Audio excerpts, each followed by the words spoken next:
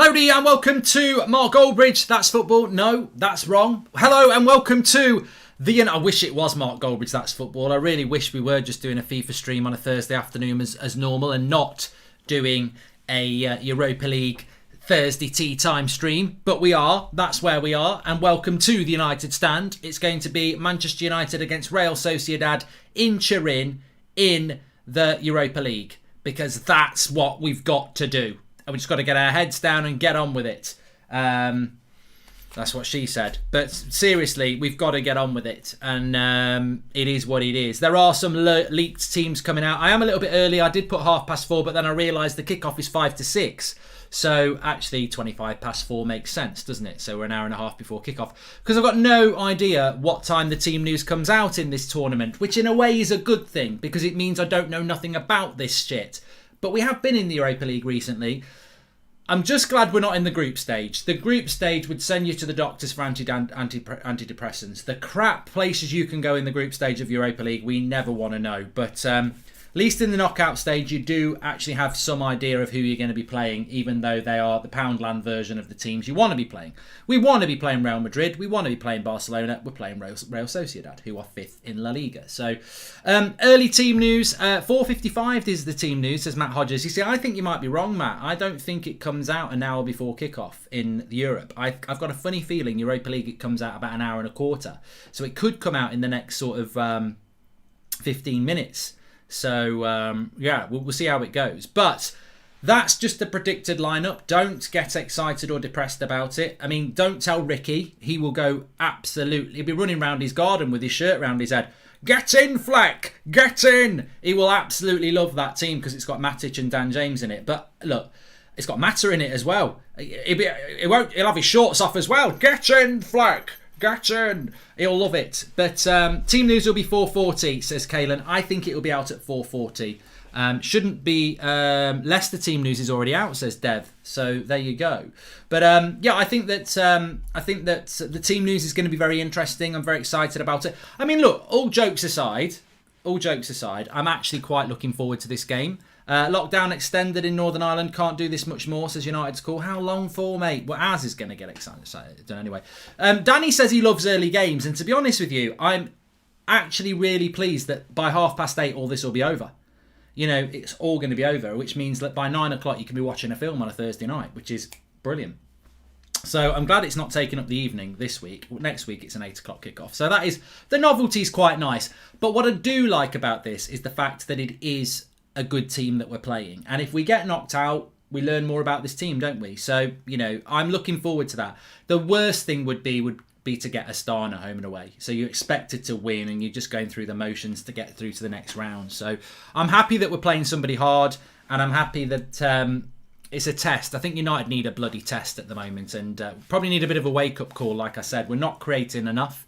We're not playing well enough, and I think Sociedad will play good football. And if we don't turn up, we'll get embarrassed. And it will be it will be embarrassing in our fan base, and it'll be embarrassing in the wider media, because people aren't putting any respect on Real Sociedad. They're a good side. All right, they're not Barcelona, they're not Atletico Madrid, but they can hold their own against those teams. They're 5th in La Liga, like I say, and they're a good side, having a good season, and they play a good brand of football. So, you know, if they beat us, it will cause a shock. But actually, it shouldn't cause a shock, because we don't have a great record against Spanish clubs recently. And I think there's every chance they'll cause us problems. But if they don't cause us problems and we play well, I think the flip side is it will give us a big confidence boost as well. So I'm looking forward to it. And I'm looking forward to seeing what that team's going to be. They ain't better than Barcelona, says Mohammed. I don't think anybody said that they were. And they're about Everton level, I'd say, says Hamza. Yeah, but you know what? They're about Everton level in relation to La Liga, but I don't think Everton are 5th in Premier League. And also, they're not Everton level because they don't play anything like Everton. So, you know, put some respect on Spanish football. It may not be the best league in the world anymore, and I'm hoping that goes in our favour. You know, as we saw, Liverpool beat Leipzig. I think the Premier League is still a very strong league, but it's their technicality of the Spanish league will be better than our technicality, you know, their patterns of play.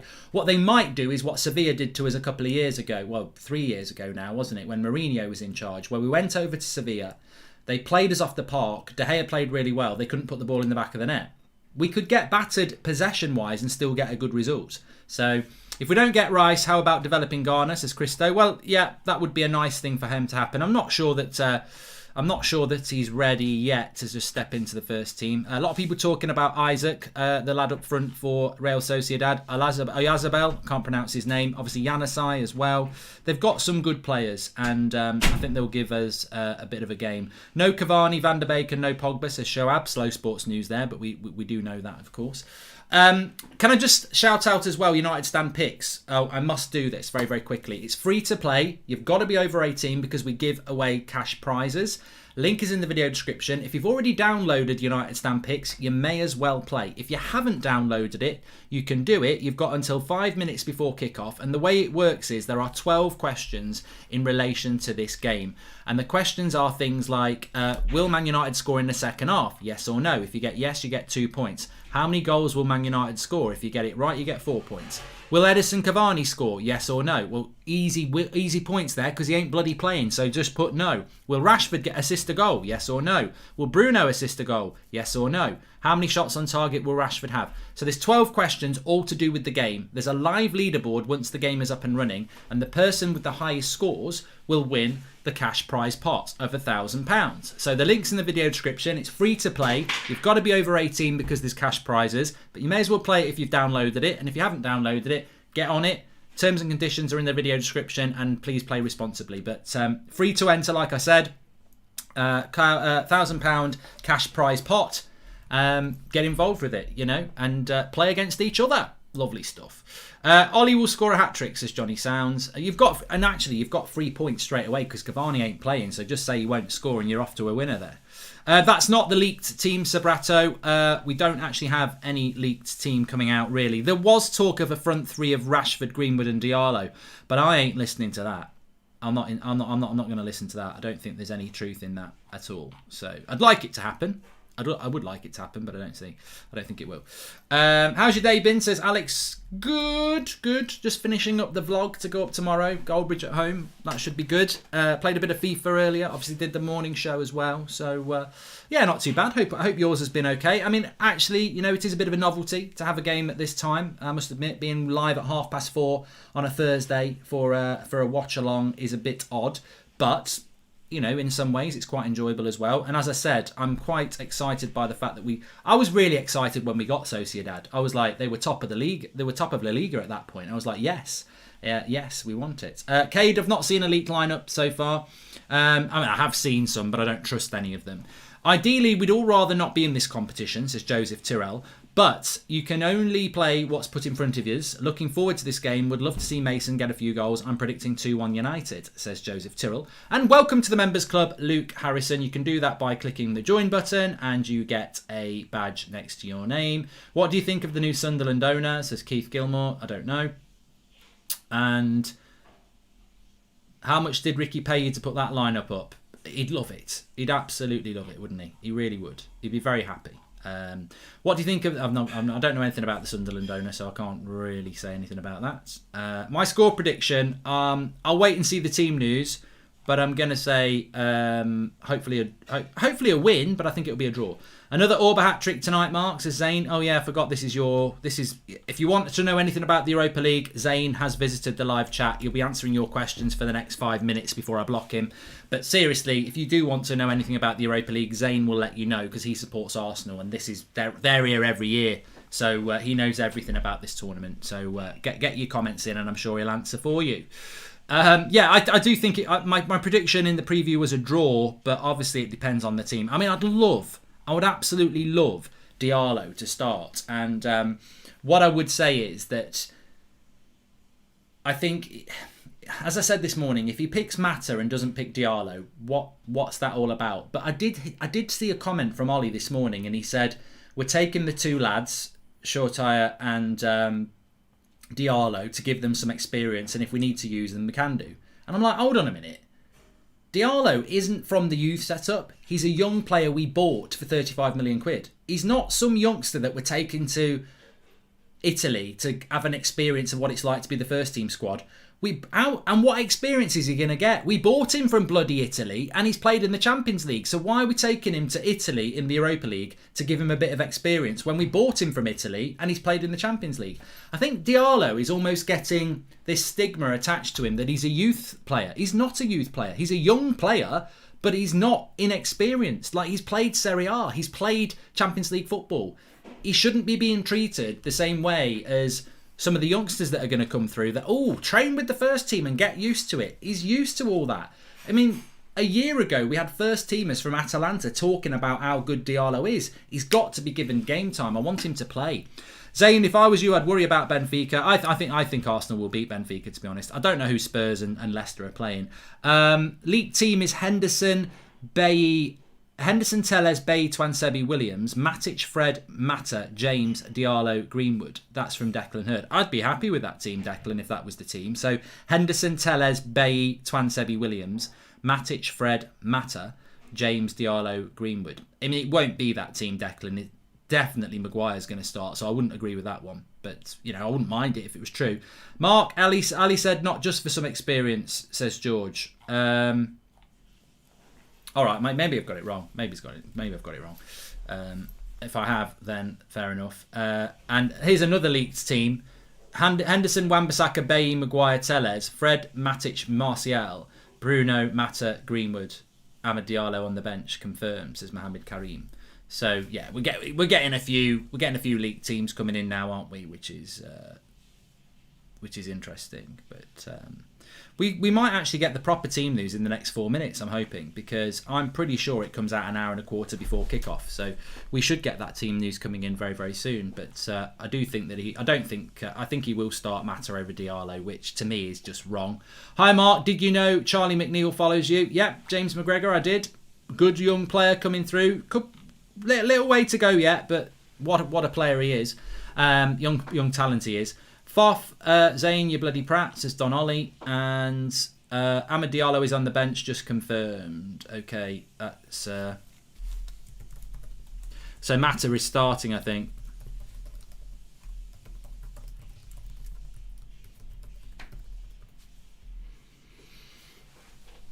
You can have 12 people on the bench, but it's 5 subs, apparently. So, yeah.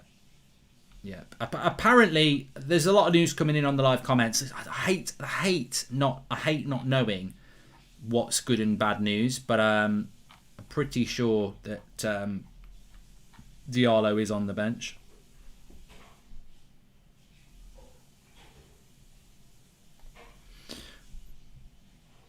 Mata needs game time, says Omar. Yeah, so does Amad Diallo. He's way better than Mata, but some people are saying Amad's in the team. We're going to know in the next few minutes. Mark, I think Diallo should come on when there is no pressure, like when we are 2-0 up. Oh, Luca, I love your confidence, Luca. Like, we're going to be 2-0 up and cruising against Real Sociedad. Wow.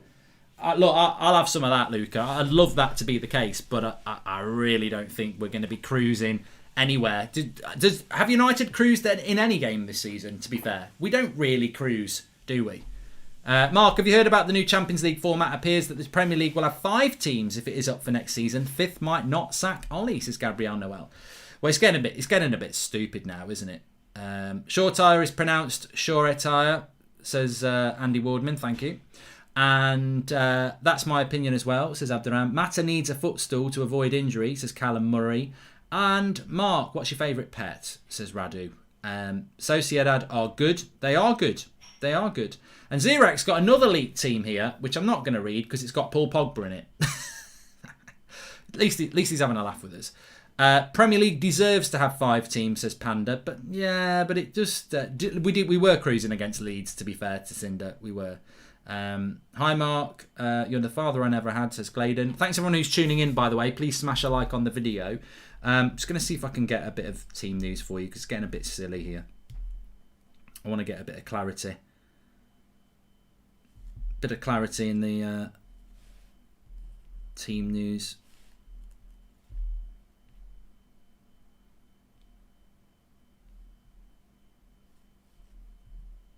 Right. No.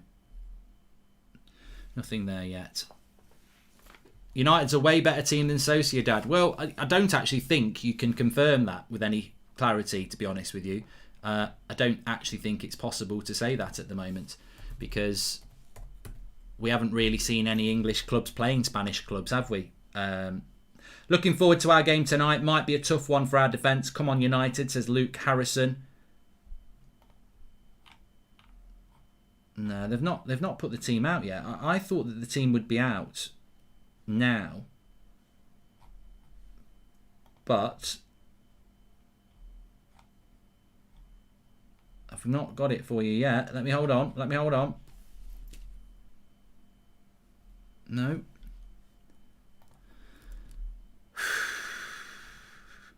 We've got it now. Okay, Henderson, Wan-Bissaka, Bailly, Maguire, Telles, McTominay, Fred, Greenwood, Fernandez, James and Rashford. So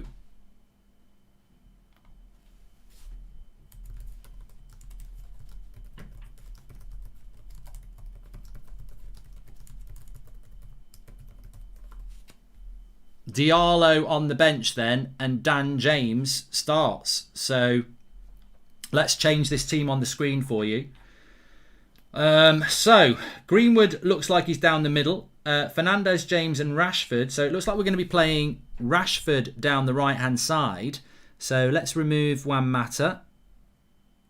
We put Marcus Rashford on the right. And you've got Fernandez and Fred and McTominay. Fucking hell, I'm really surprised that Matic isn't playing. What?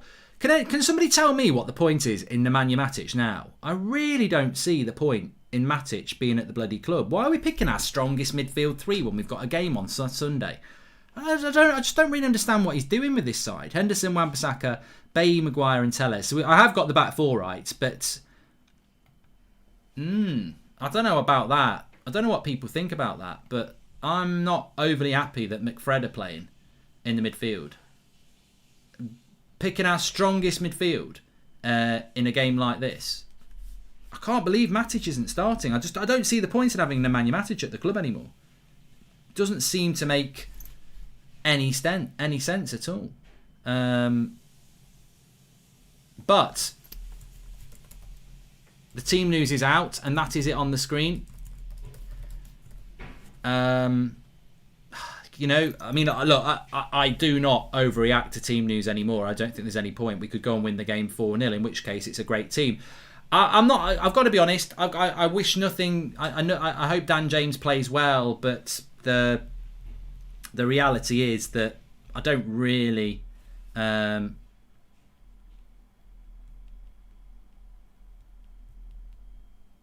don't really see what the point is in Dan James at all. I just don't. Thanks for the contribution, Bruce. But I don't see the point in playing Dan James. I mean, the same if Juan Mata starts. It's like, at what point are you going to actually give Diallo a chance? Dan James has had loads of chances this season. And, you know, he's getting another chance again. And yet this youngster who's knocking on the door. And on the bench, let me just confirm the bench to you because it's massive. Basically everybody's on the bench because you can name 12 players. So you've got De Gea, Grant, got 2 goalkeepers on the bench. Lindelof, I'm on the bench. Everybody's on the bench. Kavama, Zayn, you're on the bench as well. So we've got De Gea, Grant, 2 goalkeepers on the bench. Lindelof, Twansebi, Shaw, Williams, Mata, Matic, Ahmad, Martial and Shoretire. So Martial is on the bench. Probably not quite fit enough. But I'm worried about that team because we're playing Newcastle on Sunday and we've kept nobody out. Nobody's being rested for Newcastle. We're playing our strongest midfield three. I think what is very obvious to me is that Solskjaer has not learnt, has he? He has not learnt. He is going strong in this tournament and it's going to cost us in the league if we're not careful because what's your midfield three against Newcastle in 3 days' time? It can only be McTominay, Fred and Bruno again because Van der Beek is injured. You're not going to chuck Matic into an away game against Newcastle, are you? So we are picking... I mean, look, Luke Shaw's been rested. Lindelof had to be rested because he's crap. But Rashford's not been rested. Greenwood's not been rested. Martial's actually injured. McTominay's not been rested. Fred's not been rested. Bruno's not been rested.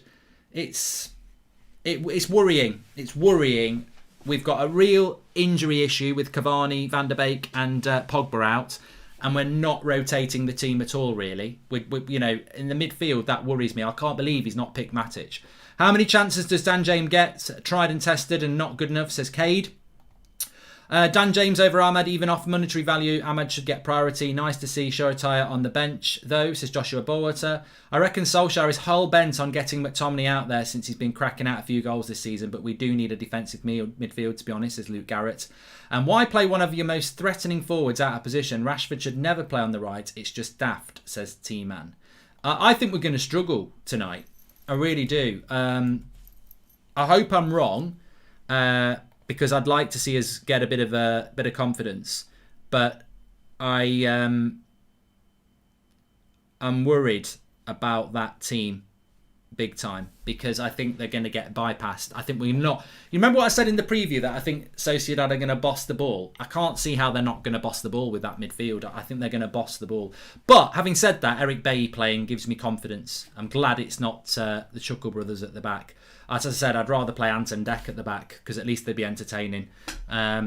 And they know how to read an auto cue. Here we go again. Sonic with concussion to run into the defence and off the pitch for 75 minutes. Diallo is more experienced than James. Ollie is so stubborn, says Edward Walters. And James will be on the right, says Daniel Kirk. He might be on the right. I'll just confirm you the team for Real Sociedad if you're interested. So Ramiro, Zaldua, Estondo, Zubeldia, Monreal, David Silva, Illaramendi, Marino, Janusai, Isaac, Ayazabel. It's the strongest team, basically. Very strong team from Sociedad. They ain't pissing about. I think Sociedad will fancy this. So, yeah, it's going to be interesting. Watching the Champions League this week has been tough. Club size of United is unforgivable to be playing on Thursday, and it's happening far too often, says Ben Anderson.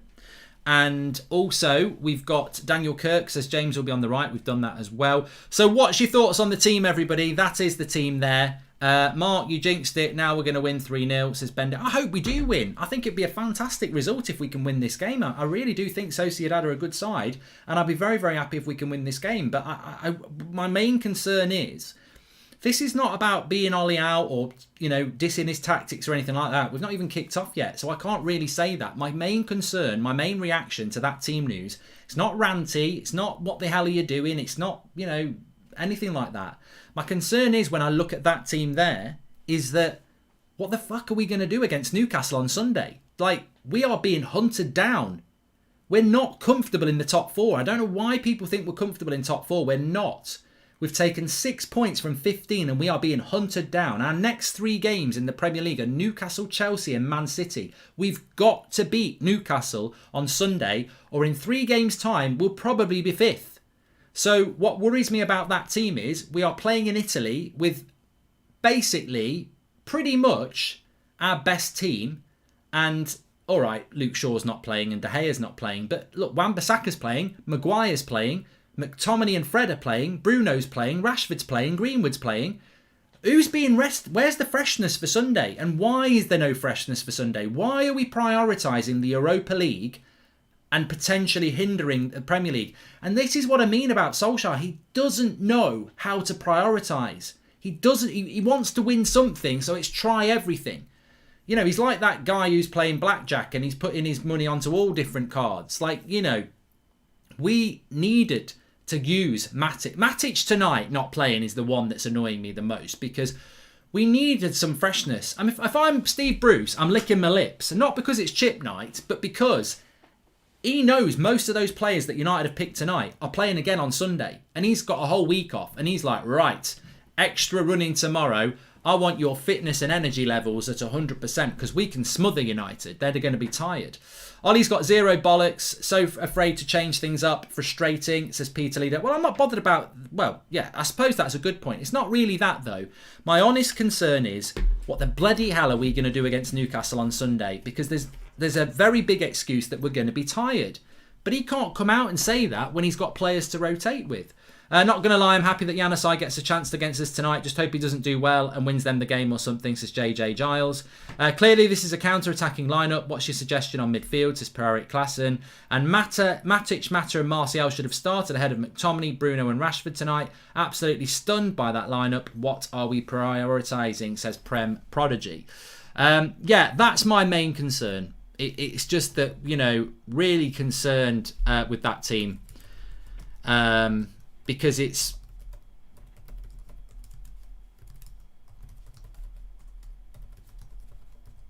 And with Newcastle coming up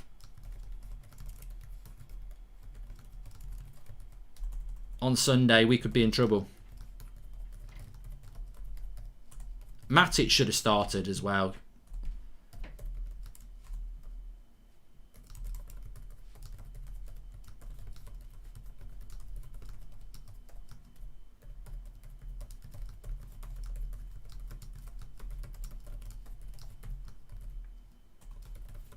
But not enough rotation. I was just putting a tweet out there. But look, hopefully it'll be fine. I mean, at the end of the day, one thing you've got to say as a positive is that is a strong United side. I mean, look, there's probably fans of other clubs, and to be fair, there's probably United fans saying, "What are you smoking, Mark?" But that is not far off our strongest team in relation to Cavani's injured, Van der Beek is injured, Pogba is injured, Martial is clearly injured as well. I think he would have started. So.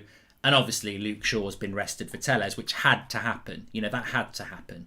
And Bailly had to come in for Lindelof and Henderson had to come in for De Gea. So bar, you know, the logical swap of Henderson plays in the Europa League and bar the fact that Telles needs a game, that is our strongest team. Greenwood and Rashford are playing, Bruno's playing, McFred are playing. That's our strongest team.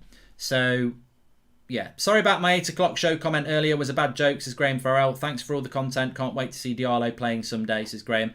Hopefully he'll get on the pitch because, I mean, look, the scary thing is if Dan James has a good game, God help us, because, yeah, we need Dan James not to tear it up. I mean, Ricky's going to be going mad punching his screen if he's watching. But I'm sorry, Ricky, if Dan James has a good game, that's the worst thing that can happen for Diallo, isn't it? We extend Mata and Matic's contract for their arses to warm the bench. Genuinely, what is the point in the players, says Nathan Brown. I'm just really surprised that that Matic is not playing tonight because I think it would have been a great opportunity to give Fred rest. Title race is gone. Okay, City are 10 points clear at the top. It's over. City are going to win the league. Yeah, Hassan, I don't think we're talking about the title race. We're talking about top four now. And thank you for the contribution, HJ. And also MBP says, hi Mark, love the content. I'm doing an article making an American football roster out of Premier League players. Bruno at quarterback, Maguire on the O-line. Thank you very much for the super chats. You can do that through the $sign if you want to. Ricky's fuming, says Rayan. And in my opinion, Diallo has more quality than Dan James and hasn't even stepped a foot on the pitch for United. Yes, Ricky, I did say that, says Peter Lido. Well, look, on the Dan James thing, I had him in the predicted lineup anyway, so I'm not going to pretend, oh, I'm so shocked, because people will go, you had him in the predicted lineup and you didn't have Diallo. So you're right, I didn't have him in the predicted lineup. I didn't have Diallo in it, I had Dan James. So I'm not shocked that Dan James is starting, but I do agree that, I mean, Dan Breen says, relax, we'll get top four. I don't think there's anything to relax about top four about, mate. I really don't, the way we're playing at the moment. But hopefully we can get some confidence and a win tonight. But my stance is,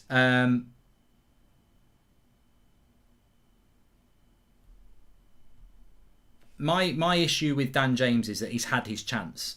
He's had his chances over 2 years. We bought Dan James. This is the best story for you. If you want to clip this and put it out there, it's up to you. But the reality is, Dan James, Amad Diallo, right? Ole Gunnar Solskjaer might be thinking that we're trying to feed him in gradually. You know, we're going with Dan James because Diallo's a new player. Listen to this. We bought Dan James from Swansea in the Championship, and straight away he was starting games. From Swansea to Manchester United, first time ever in the Premier League, he was starting games regularly last season, right from the start of the season. Amad Diallo from Serie A and Champions League football with Atalanta. All right, he wasn't starting games for Atalanta that much, but he had played games.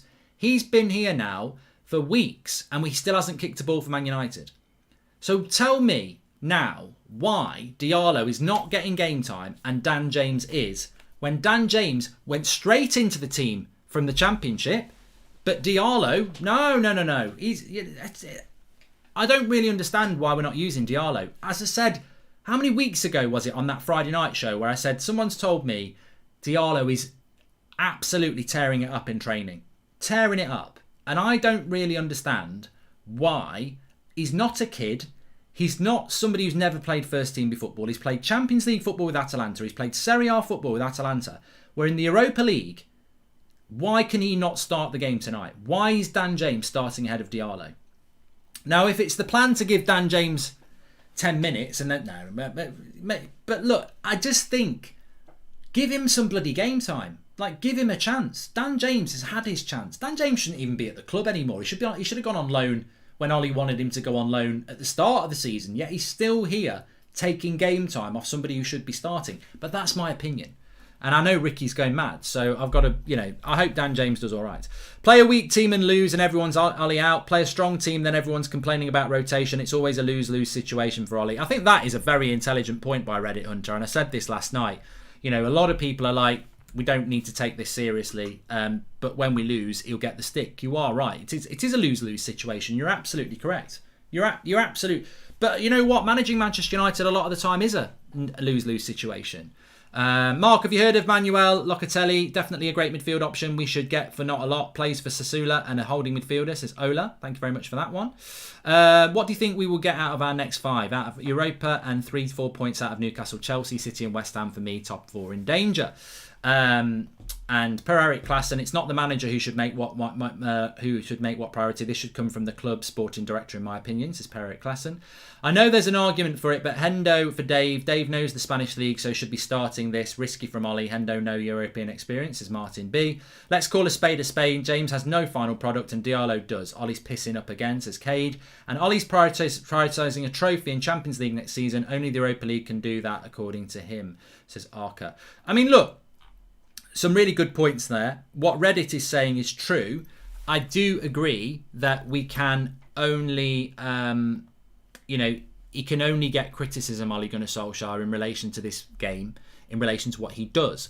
But I'll only repeat what I've just said. My main concern about this team tonight is that there is absolutely no leeway for the game on Sunday. We are basically going all in on this and hoping that on Sunday we will have enough energy to get a result against Newcastle. We're not prioritising the Premier League, and I feel that we needed to do that.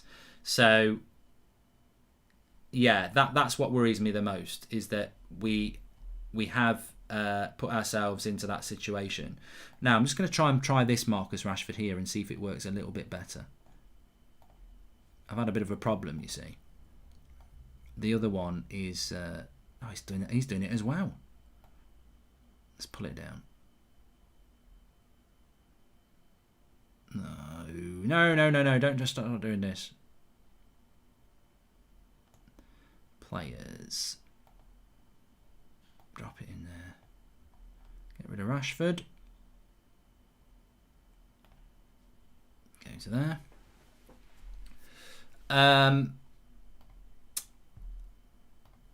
It's frustrating, Mark. Start Diallo on the right. We also then put Rashford on the left where he belongs. It's a win-win. Don't get Ollie's logic starting DJ, says Daniel Ross. And welcome to the Members Club, JWRT Rot 13. Thank you very much for joining there. Look, Dan James might have a worldie tonight. I think you've always got to be careful when you are playing, when you're being critical of a team. As I said, I think the one that I can really take issue is with Matic not starting. I think, we should have been looking to rotate. But my fear was always that Ole Gunnar Solskjaer doesn't know how to prioritise things. I mean, look, Carabao Cup, he always goes for it, semi-final. FA Cup, he always goes for it, semi-final last year, still in it now. Europa League, he always goes for it, semi-final last year. Premier League, top 4, always goes for it, 3rd place. I think that's absolutely fine trying to go for everything, but that team needed to be rotated more. Like, you cannot pick your best team on a weekend against West Brom and then basically pick the same team on Thursday and then the same team on Sunday And look, imagine this is a brilliant game tonight, right? Imagine this. This is my issue, right? Imagine tonight's a great game and we play really well and we're all buzzing and it finishes 2-1 United, right? We're really happy. Newcastle, we somehow win that as well with basically the same midfield and most of the same players. That means next Thursday, we can't put the reserves out because we've done such a good job in the first leg and it's only 2-1. Got to put the same team out again. Cavani and Van der Beek and Pogba aren't back yet. Got to put the same team out again. Oh, and then on Sunday, we've got Chelsea. Well, we've got to go strong in that. They're trying to catch us up. So you're telling me that we're picking the same team, more or less, for 4 or 5 games in a row? You can't do it. You cannot do it. You know, this is why you get muscle injuries. This is why people drop out of form. You can't do it. And Solskjaer at some point, and his coaches at some point, have got to figure out how to rotate, because the defence has actually got some rotation there. I mean, goalkeeper doesn't really matter, but, you know, I think Bay should start over Lindelof. I don't think that's rotation in my mind, but yeah, technically it is. And Tellez for sure works. But the midfield three is our strongest midfield three. Where's the change? You're telling me we're going to play Matic against Newcastle or next week at home? Got to get more rotation for me. My worry is if we don't win this game, that Ollie will play an even stronger team than this one ahead of the Chelsea game, says Ashley Larkham. He's going for it, isn't he? He wants to try and win the Europa League. It's very, very clear to me. Mark, this is the right one because I've seen Real Sociedad play Real Madrid off the park, so it's the right team, says Oliver H. Oliver, I agree with you. There is every chance that we will have a hard game tonight. But what I'm saying is, you can't play Thursday, Sunday with the same players. You've got to rotate because we've got a big enough squad to do it. Of course there's going to be a drop-off, but you've got to do it. You can't run players into the ground and then when people get injured be like, oh, it's hard luck. The difference in Diallo and James is football intelligence. Diallo can put a cross into Greenwood and James can put a cross into the other stands, says P. Toledo. Well, look, on a positive note, and I think we need some positivity because it's a very exciting game. We've made every single Premier League game annoyingly a must-win cup final game. Ollie still doesn't trust the subs, and this again is another reason why we failed in the summer, says ZD112. Very excited to see Mason Greenwood playing as a number 10, as a number 9 up front. Really, really excited to see that. So I can only say that that's a positive, and I'm looking forward to seeing whether we can get any service to him. But it's going to be difficult. It's going to be difficult.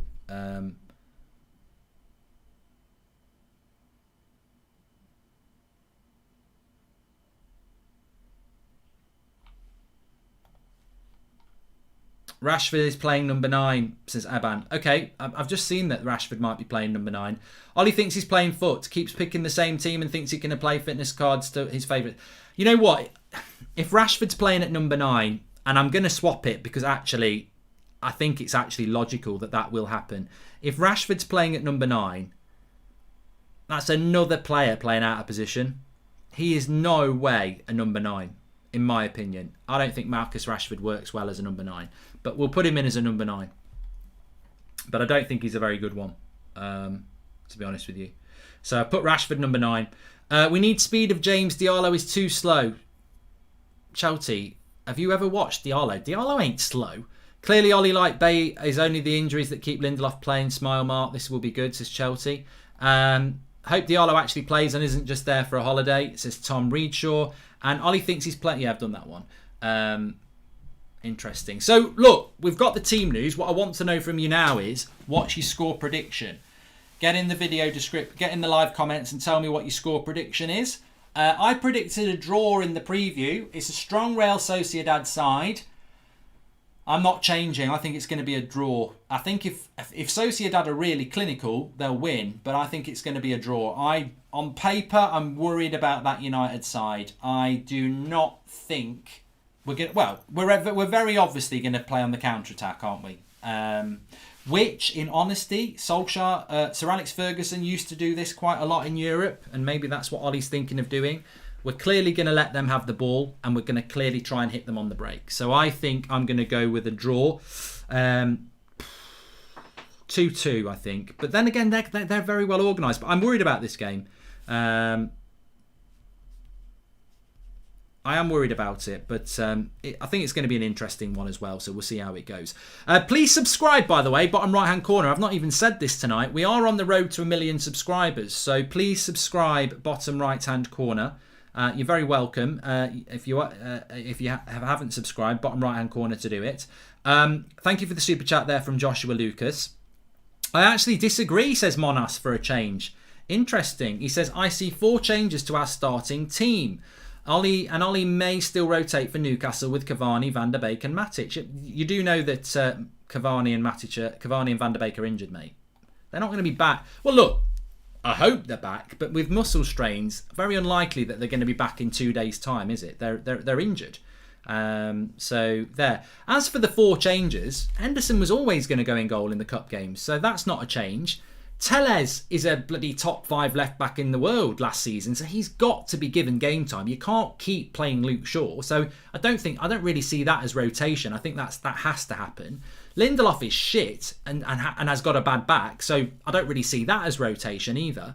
And Dan James is playing because Martial and Cavani are injured, so I don't see rotation. I see enforced changes, but rotation for me that really matters would have been in the midfield, because that is where games are won and lost, and we're playing the same midfield 3 that we'll be playing for a long time to come. So that's where I would like to have seen the rotation.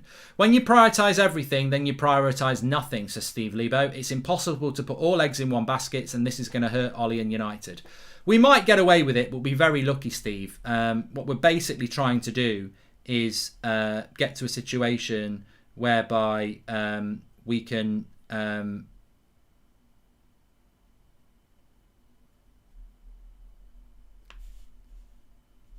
sorry, I just had a message through. What we're trying to do is hopefully just keep playing the same players, and they won't get injured, and they won't play badly. It's a bit like having a piss in the wind. You might piss and the wind might be behind you and blow it all away, but that wind might change very quickly and blow it all over your trousers. Now, if you're wearing dark trousers, you might be all right, but if you're wearing light-coloured jeans, you're going to look a right prat. But the reality is, we are pissing in the wind a little bit. There's no tactical genius to this. We're relying on luck, and that worries me. And look, I hope Ollie throws the dice and it works for him, because I want Ollie to succeed. I want us to win tonight. But my only concern with that team there is there's not enough rotation in the key area that we're going to need. We need to play well. We need to beat Newcastle on Sunday. I will say this right now. We could have got a 1-1 draw here today, a 0-0 draw next Thursday, and go through on away goals. I don't care if we don't play well. You could have played Matic, you could have played Mata, defended, get a draw, whatever. But we must win on Sunday. Sunday is more important to me that we win, because we've got Chelsea and Man City after that, and I don't think we're going to win both of those games. So we've got to get 3 points on Sunday against Newcastle.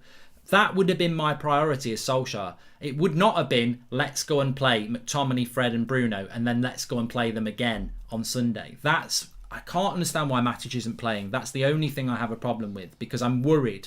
We might get away with it. I hope we do get away with it. I hope we win tonight. I hope we beat Newcastle. I hope we beat them next week in Old Trafford, Sociedad. And then we get something against Chelsea and we're fine. And then Van der Beek's back, Cavani's back, Pogba's nearly back, and you can rotate. We might get away with it. But I think what's very, very clear is that Solskjaer, again, doesn't rotate. He tries to go for everything. And remember, it was Marcus Rashford being played against Wolves last January that put him out for 3 months. It was Paul Pogba playing 90 minutes against Rochdale with a bad ankle that put him out for 4 months. So is Solskjaer learning to rotate, or is he still going, I'll risk it? And if McTominay's playing with a knock tonight and gets really hurt, Matic is sat on the bench and you're like, why? I'm not Ollie out, unfortunately. Ollie keep making lots of wrong decisions to show us that he's not the right person. Just feel like slapping him to wake him up, says Minnie, 19. And what have I realised with Mark is when we are winning with the same team or midfield, he will be positive and we'll be like, Ollie is doing the right thing. And when we see a dip, the complaining starts. Be consistent, mate, says Angie S. Thanks, Angie. Do actually disagree with you there, but it's always great when someone puts a super chat in and tries to come off across as knowledgeable when really you're just hiding behind a super chat, really. You've just described 99.9% of the human race.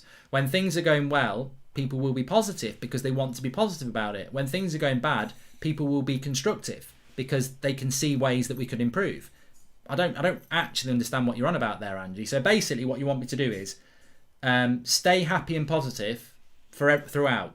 Basically, this is a type of football fan I don't agree with. They're called the win happy if we win, lose or draw crowd. Support your team whether you win, lose or draw. Well, everyone supports their team, but I'll tell you now, our most successful period in my lifetime was under Sir Alex Ferguson with Roy Keane as captain.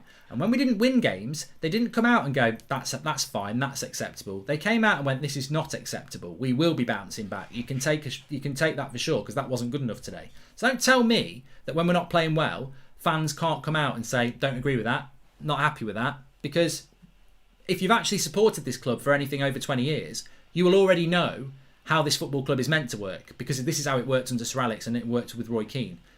You know, second best isn't good enough. I remember Roy Keane coming out after Champions League games when we've been knocked out in quarterfinals and semi-finals, speaking to the nation on the TV and saying, not good enough, we've just not been good enough.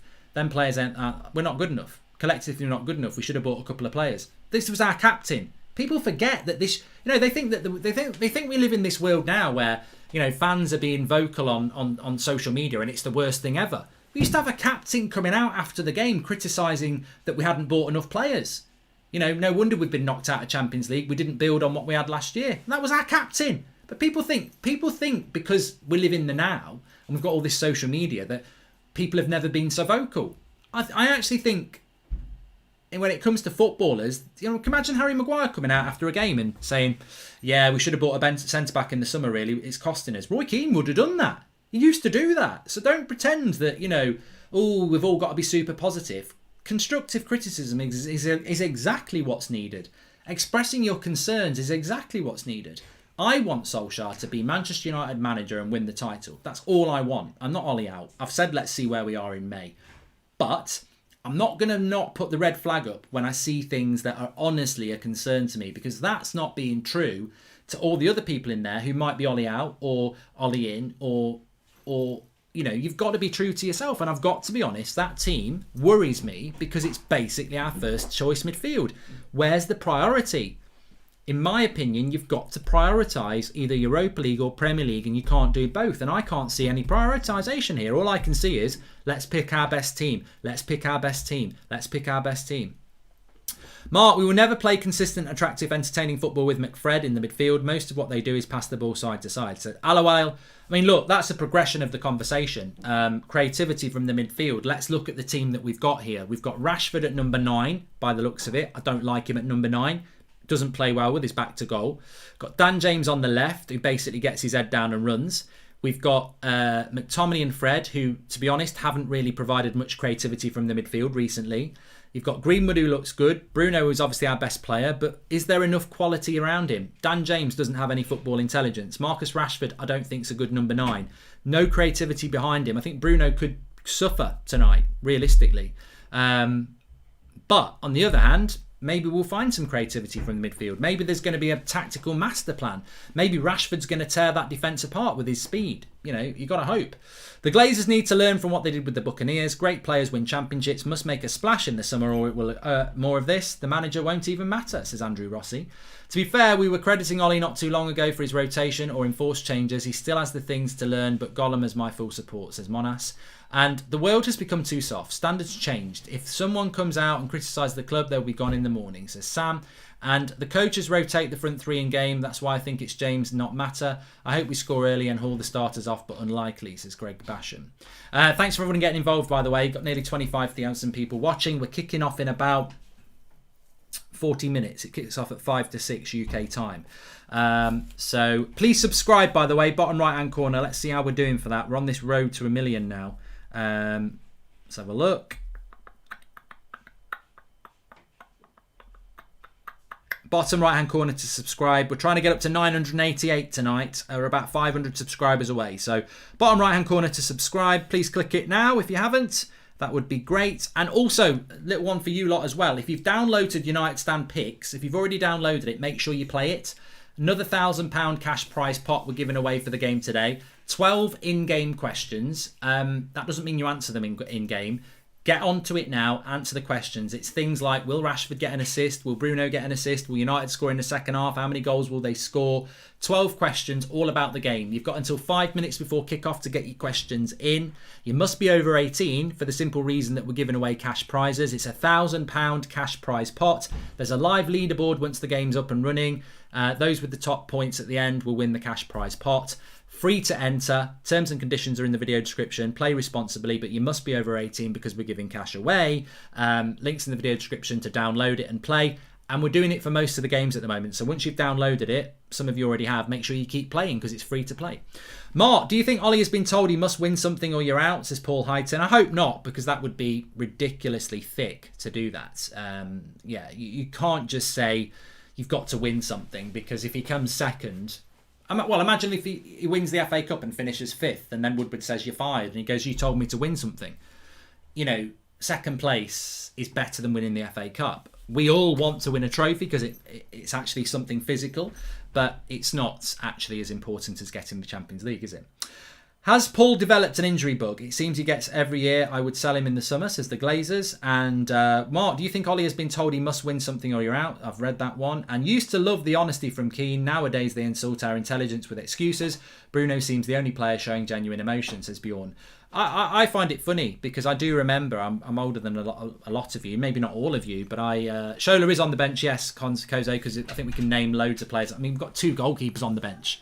Like, you can name loads of people on the bench. But the football game, it's interesting because I think social media has expanded fan opinion, obviously, and we're a product of that, all of us. But I think player opinion has become more diluted.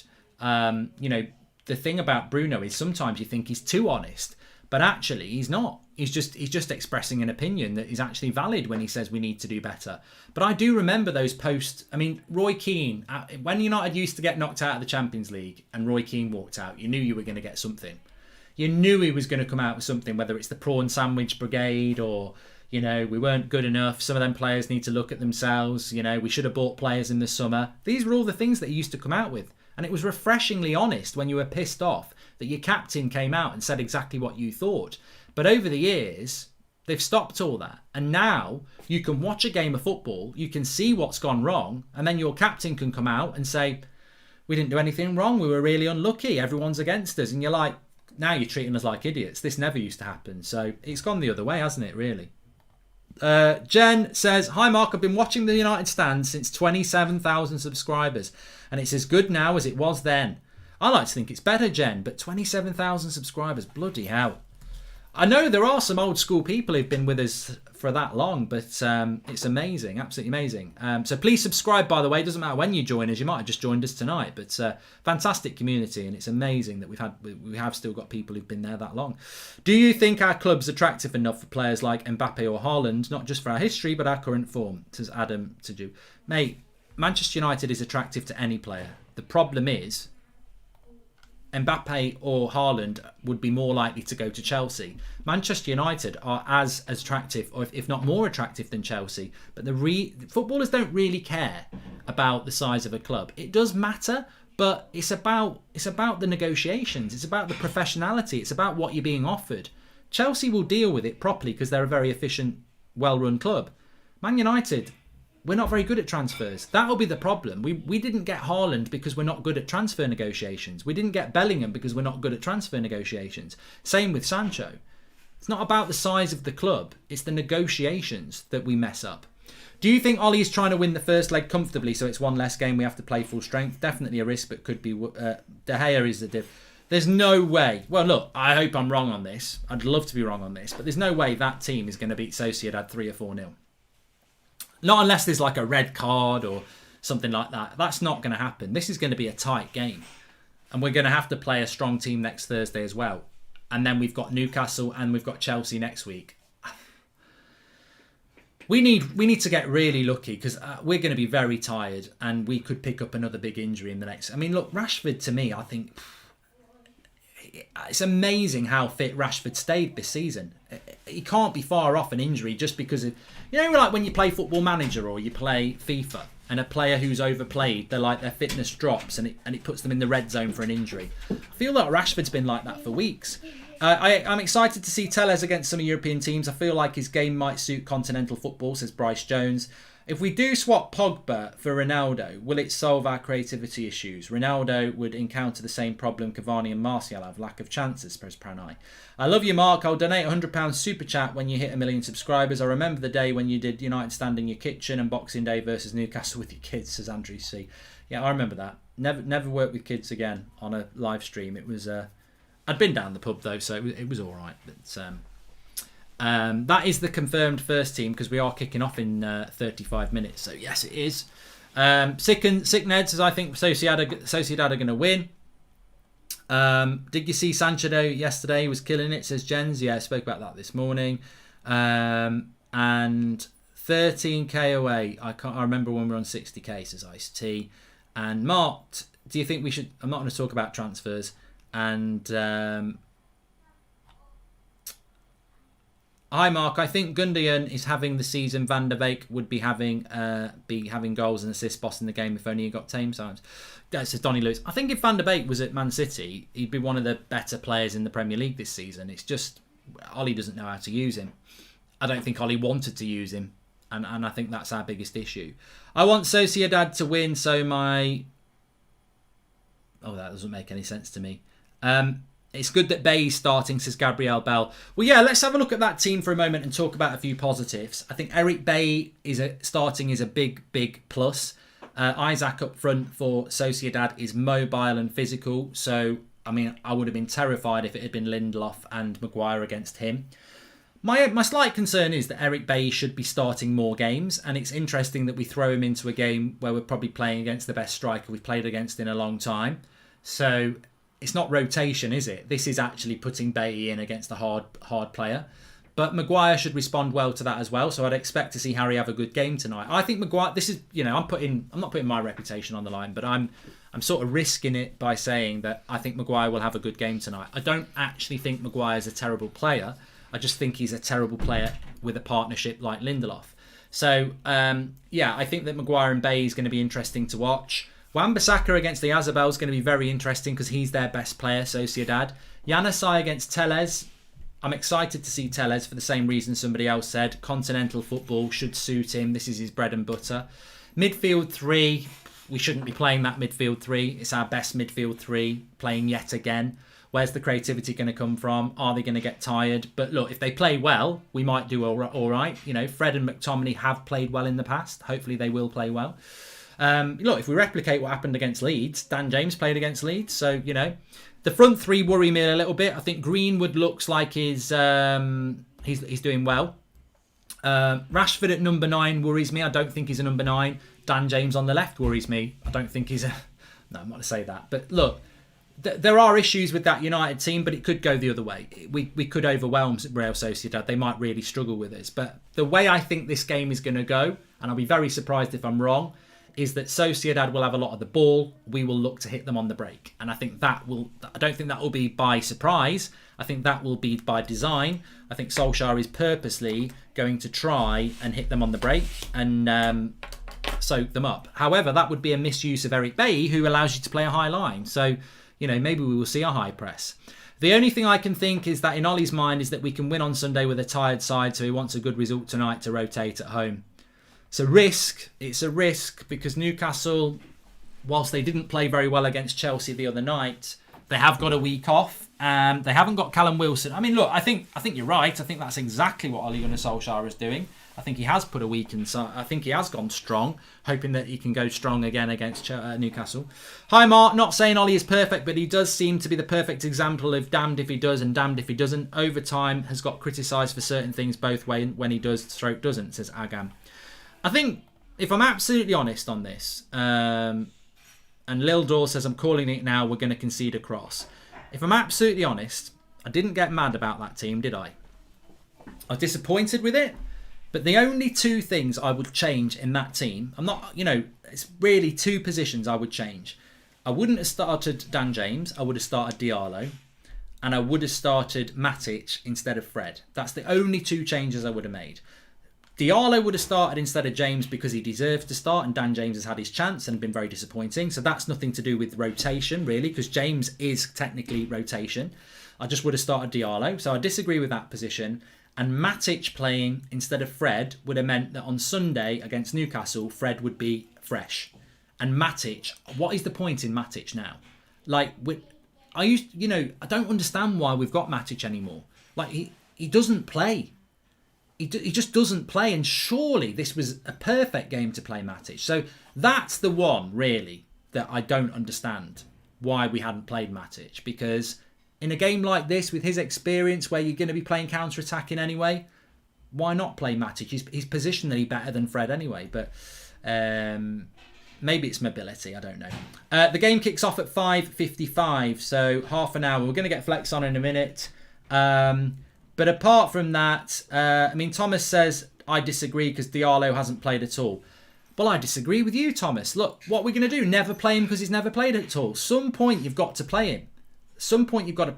And as I said about half an hour ago, when Dan James came to this club from Swansea, he started. He started games from the very start. Diallo comes from Serie A and Champions League, and oh no, we can't start him.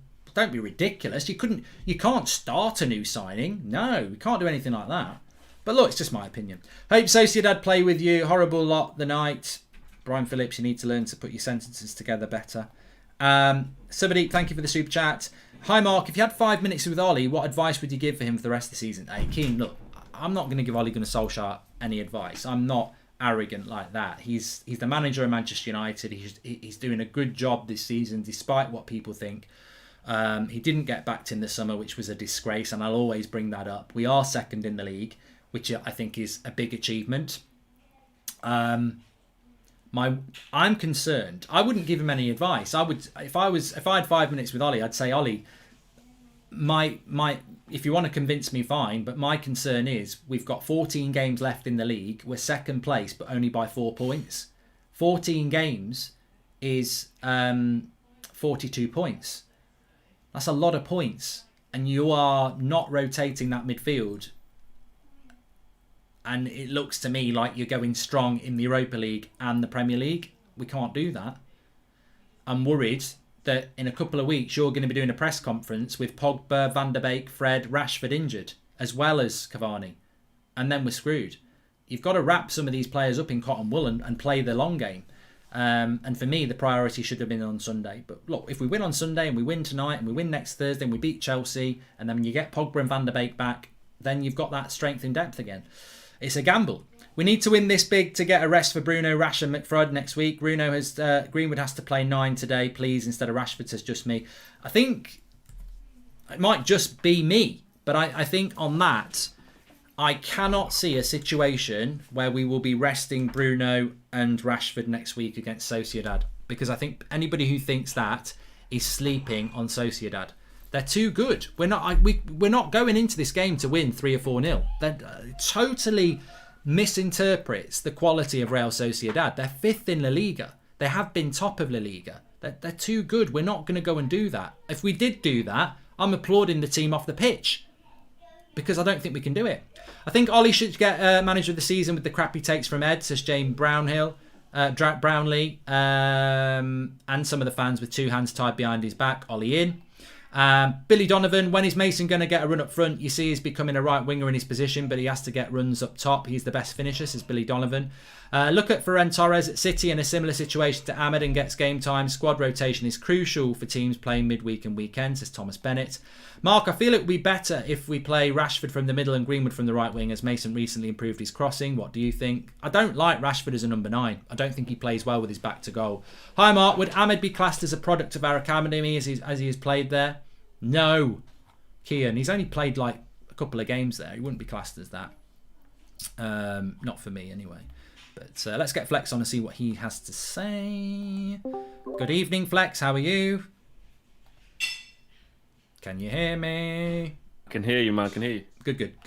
Yeah, lots and lots of talk about the team news. Do you think Van der Beek has a future at United, says Rory Barnes? Well, not tonight. He hasn't. And so give us your thoughts. What's your thoughts on that team? Kind of expected in terms of how we have to attack this game. Now there's a lot of importance of it with what's going on in the league. And like you alluded to, like the injuries that we got. Do you know what I mean? It's interesting to know if certain players would have been fit, your Pogba's, your Van der Beek, your Cavani's, to see what we would have been doing there. I think you're spot on about the Eric Bailly situation. This is putting him into a game that, you're playing against a striker who is quick and strong. But also it does show he hasn't really put a lot of faith in Eric Bailly to keep on a run. So really, it shows that Lindelof's ahead of him, though. Lindelof's got the bad back and can't play every game as well. So these are the games where kind of Bailly comes into it, whether we play against a tough striker like we are tonight or we don't. Like, he kind of always comes into it. But it does show a little bit of both, actually. It shows that he's putting him into a team that needed the change, but also he needs the attributes of Bailly. So we'll never know which one more that's leaning to, because I think it's more to do with rest Lindelof's back. Yeah, because when it comes to, Newcastle on the weekend, we know who's going to be starting because Lindelof's got his rest. So I'll be very surprised if he doesn't start. The stupid thing on that, though, just to jump in because I'll forget, is that the stupid thing with that is that, I think he's definitely rotating and giving Lindelof a rest. But when you look at it, Newcastle don't have Callum Wilson, and West Brom striker obviously bullied Lindelof. But actually, Bay's getting the hardest job because Isaac's the best out of any of those clubs strikers-wise. Yeah, he is. And I don't know, that protection over Lindelof with those type of strikers to play Bailly in those type of games. But I don't know, every time Bailly seems to play, it always coincides with when Lindelof needs that rest because his back's been a pain in the arse. You get what I mean?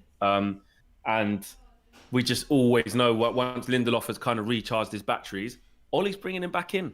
Ollie is bringing him back in. And then obviously the inevitable will happen and Bailly will be out for a few weeks with an injury anyway, which is what happened this time. So that's just going to be a mixture from now to the end of the season. And Axel, I don't know anymore. We haven't really spoken about him. He's not. It's just not really. Well, let's do it. What's Axel's future? Because it's not good, is it? It's not good. Because I was saying to KG on the show the other day, that actually when Villa came up, when him and Mings played in the Championship and they came up, I thought it would have been perfect for Axel to stay at Villa that year and play. Yes, it would have been a relegation battle, but he would have played week in, week out, and done hopefully really well. And they ended up staying up. But the fact that Ollie kept him, sent out Chris Smalling, didn't want to play, sent out Rojo, basically. Phil Jones is Phil Jones. That's basically him saying, and you know that Bailly's going to get injured. That's basically Ollie saying, Axel, you're going to be next in command as soon as Lindelof's not at it. And it just didn't really happen. That mixed in with a little bit of injuries. And then this season, we see him come into some really big games, then not get any game time, then come in and look cold and make mistakes, then get injured. It just don't look good, man. No, I think it's a shame as well, because I think maybe there's a confidence issue. I don't know. Maybe there's a lack of trust from Ollie. But I would like to. I totally forgot about him, really, and I think that's the worst thing that can happen. Thomas M says DJ's ready now. Diallo will come on in the second half and score after DJ wears out the defence. What do you think? I mean, I two things that surprised me was the midfield, and I think that's worries me because of Newcastle, that we're basically picking our strongest midfield and we're playing on Sunday and then we're going to play on Thursday. I mean, some people seem to think that he'll rest people next Thursday. He's clearly, in my opinion, he's going strong in everything, which is what he's done in before, and that's a bit of a risk. And obviously Dan James playing as well. What's your thoughts on that? I mean, the Diallo situation, we all really want to see him play. Do you know what I mean? And I don't really see, especially in this type of game, like he said, a lot of his experience that's quite limited has actually come from playing in Europe, albeit a handful of games. Because that's the thing with Diallo. It's not like, when you were saying before I come on that Dan James played loads in the Championship and came straight in and started with us. Yeah. I think the only difference is, and I'm not saying you can't see that Diallo might be a better player, but the only difference is that Dan James actually did play men's football for quite a long time. But you've got to bring him in sometimes. I do agree, because if you can't play in the Europa League when he's come on in the Champions League for Atlanta, and I think he scored, didn't he? Or did he score in Serie A? No, it must be Serie A. But he's shown he can play at that level. And if you get brought into the Champions League, I don't care who you are. If you get brought into the Champions League that young, it means you're a player. It means you've got something about you, 100%. So whether he's just still a bit cautious, wants to see what we can do, get a little lead and then bring him in, or maybe start him in the home leg, I don't know. But you've got to play him sometime. I agree. You can't keep being cautious, saying he's young. You bought him with the fee rising to £37 million, whatever it is. You believe in him. Just give him a minute. If it goes wrong, you protect him, you take him off or whatever. Just give him a start. There is a contradiction, I think, with Diallo, because I mean, look, let's see what happens. I would have started him over Dan James. I would have done. I know that's a risk, some people would say, but I would have done. But if he doesn't bring him on today, and he brings Mata on, and he brings Martial, which is likely. Let's be honest, that's likely. Then that's likely. Then that's just a joke, because as I said, he bought Dan James from the Championship and he played him pretty much straight away, and yet. He seems to now have. Well, look, we're talking. If he does this, but if he didn't bring Diallo and he brought Mata on, and he didn't give him Diallo any time, then he seems to have this new tactic with new signings, as with Van der Beek, where it's like, and this is look. I'm pro Ollie. I want Ollie to do well, but I can't sit here and say that he doesn't frustrate me on certain topics. His lack of rotation, his late substitutions, and I would say about Dan James that. Dan James has had his chance. He shouldn't even be here anymore. He should have gone on loan. Ollie wanted him gone in the summer. He wanted him to go on loan. James, by all accounts, refused to go. So he shouldn't even be here anyway. He's had his chance. So that frustrates me a little bit. But look, if Diallo gets on, people just want him to get on. Super chat from Giggles says, don't forget to stretch. Thanks for being there. You've got me through tough times. Feels like catching up with a mate. Thanks very much for the super chat there. Ollie would have the Glazers. Board bought Darmed. I feel he might get the Donny treatment. This behaviour is unacceptable. Well, actually, I've never thought of about that. Is he an Ollie signing or is he a board signing like Van der Beek? We'll find out.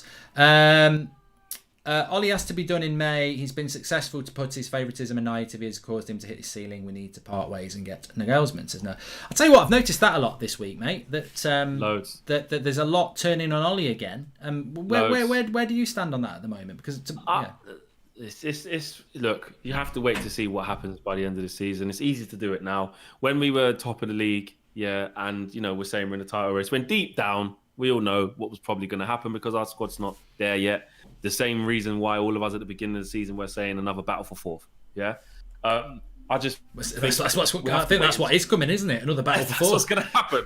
So then, technically, we were right. We just didn't think it'll be in this way, because if we don't start, one win in 5 is not good. And you look at slipping up against the Sheffield United, Everton, and West Brom. That is it. There, that's where we've come unstuck. But on the Ollie out thing and that all like kind of resurfacing now more than ever, Pochettino went and done the masterclass against Barca with Mbappe and those types of players. That means that he would have come to Man United and done that when we got a couple of good results against PSG under Ollie. It's very easy to just go, that's the reason. Me personally, like I've said since the start, I'm not going to change.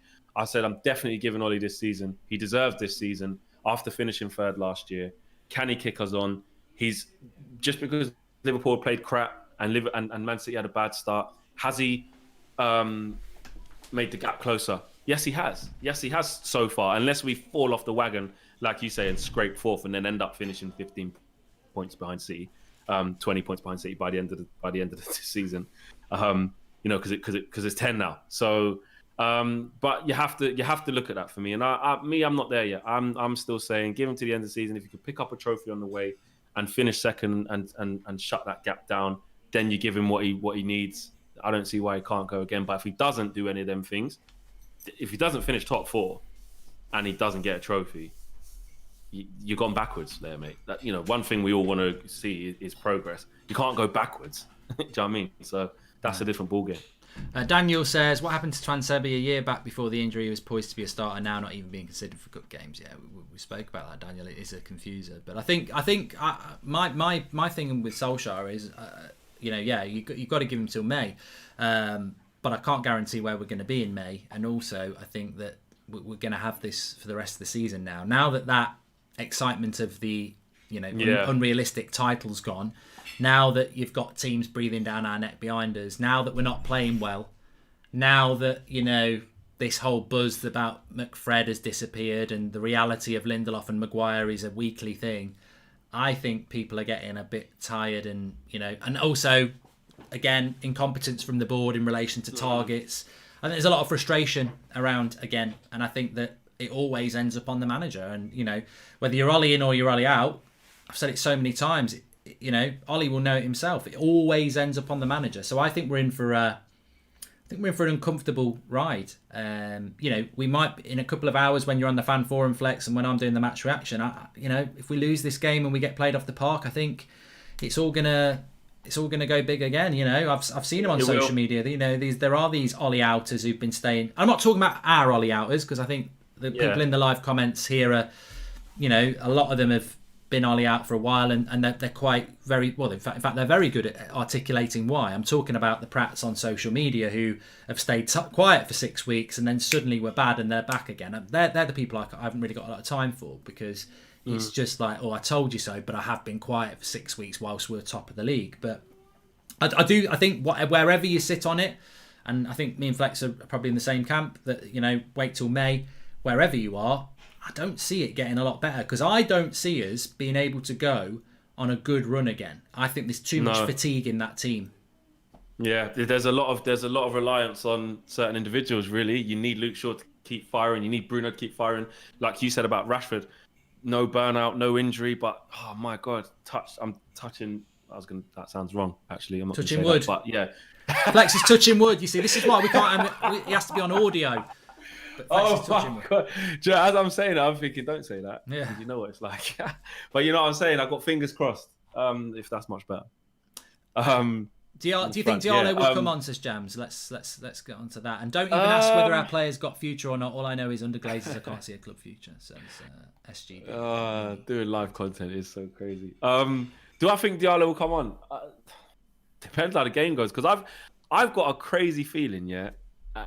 And I hope I'm wrong, that we'll be looking at David Silva, yeah, and being like, look at David Silva just giving these men the run around. Like, look at this. He's supposed to be retiring from City. He's given our whole midfield the run around. Look how he's playing.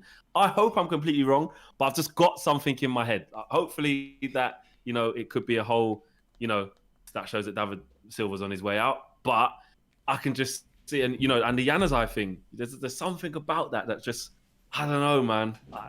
Do you think? What do you? How do you think this is going to go then? Do you think we're going to win? I think 2-2. No, yeah, I think we'll draw. I think we'll draw, man. This will be a tough game. Sociedad started really well in La Liga this year. They were if you couldn't go for a draw, if you had to go for one team's going to win or not, who would you go with? If I wasn't going to go for a draw, yeah, we'd shade it. I honestly, this is why I'm saying, if we win, it's a good result. Because if you're asking me to pick, I think Sociedad are going to win.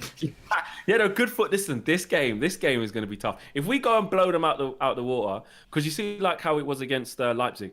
We know that they can play us off the park and they're very tactical. And in that first game, we scored. And then there was nothing really in it. And then we went bang, bang, bang, bang, bang, bang. Do you know what I mean? I think that's the only way we kind of blow this time. I don't think we dominate Sociedad from start to finish. Dominate the ball, pattern to play. We haven't seen that. I think you're right. It will be a counter-attacking game. You look at the team we've put out there, Rashford and Dan James on the wings. Hopefully. I don't know. I don't think Rashford will be up front. I'd be surprised. And that's just how I think it'll go. And Sociedad, look, they are a good team. They are a good team. And you see what our records like against Spanish teams. And you see what happens when it comes to crunch time in Europa. We got an easier tie when we was in the Europa League last time with the round 32. This isn't it. So, it's funny as well, because I'm looking at those players, and with all due respect, I look at that United team training together, and I just think that's not a very good team.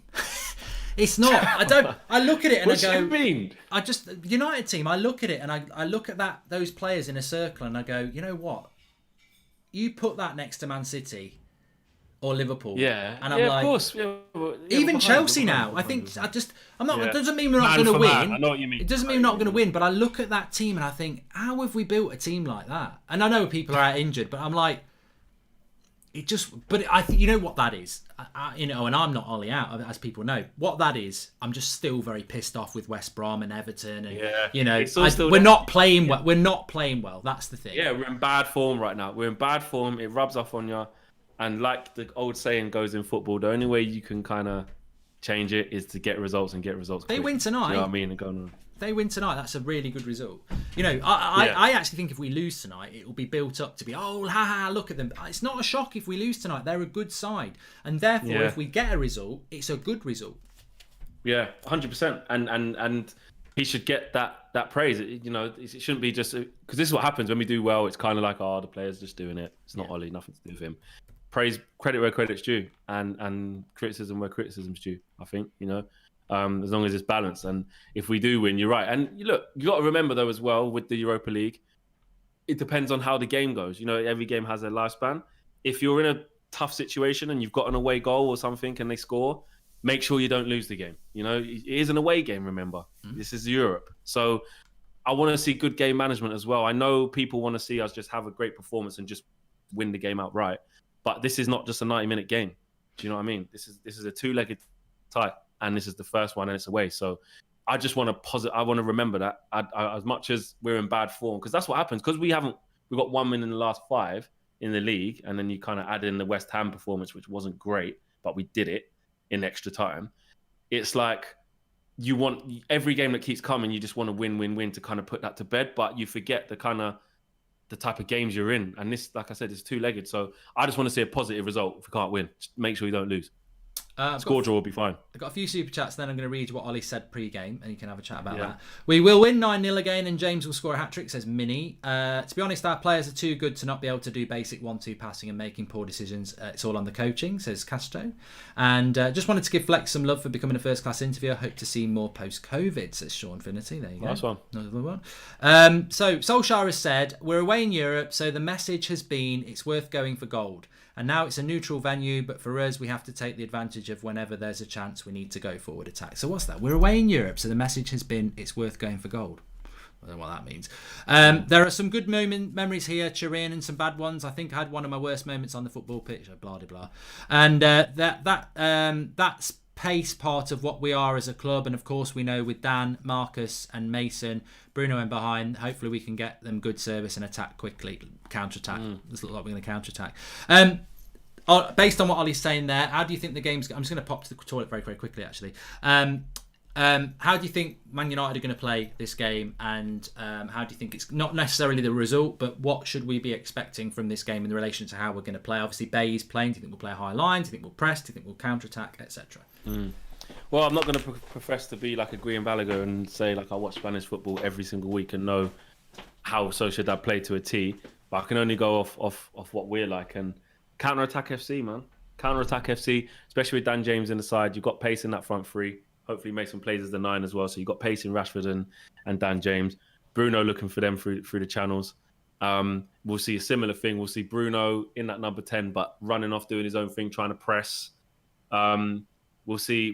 Hopefully we see McTominay kind of break the lines a bit and get forward. But I just think we're going to see a lot of the same themes we've been seeing, which is in these tight, cagey games against good opposition away in Europe, we don't blow teams away. We've only done it a couple of times this season, Leeds and Southampton. So for me, I'm not expecting us to go and light it up. I don't know what you guys are thinking in the comments, but I'll be very surprised if we go and turn them over with ease. I'll be surprised if we keep a clean sheet, actually, the way we've been defending as well, because I just can't see it.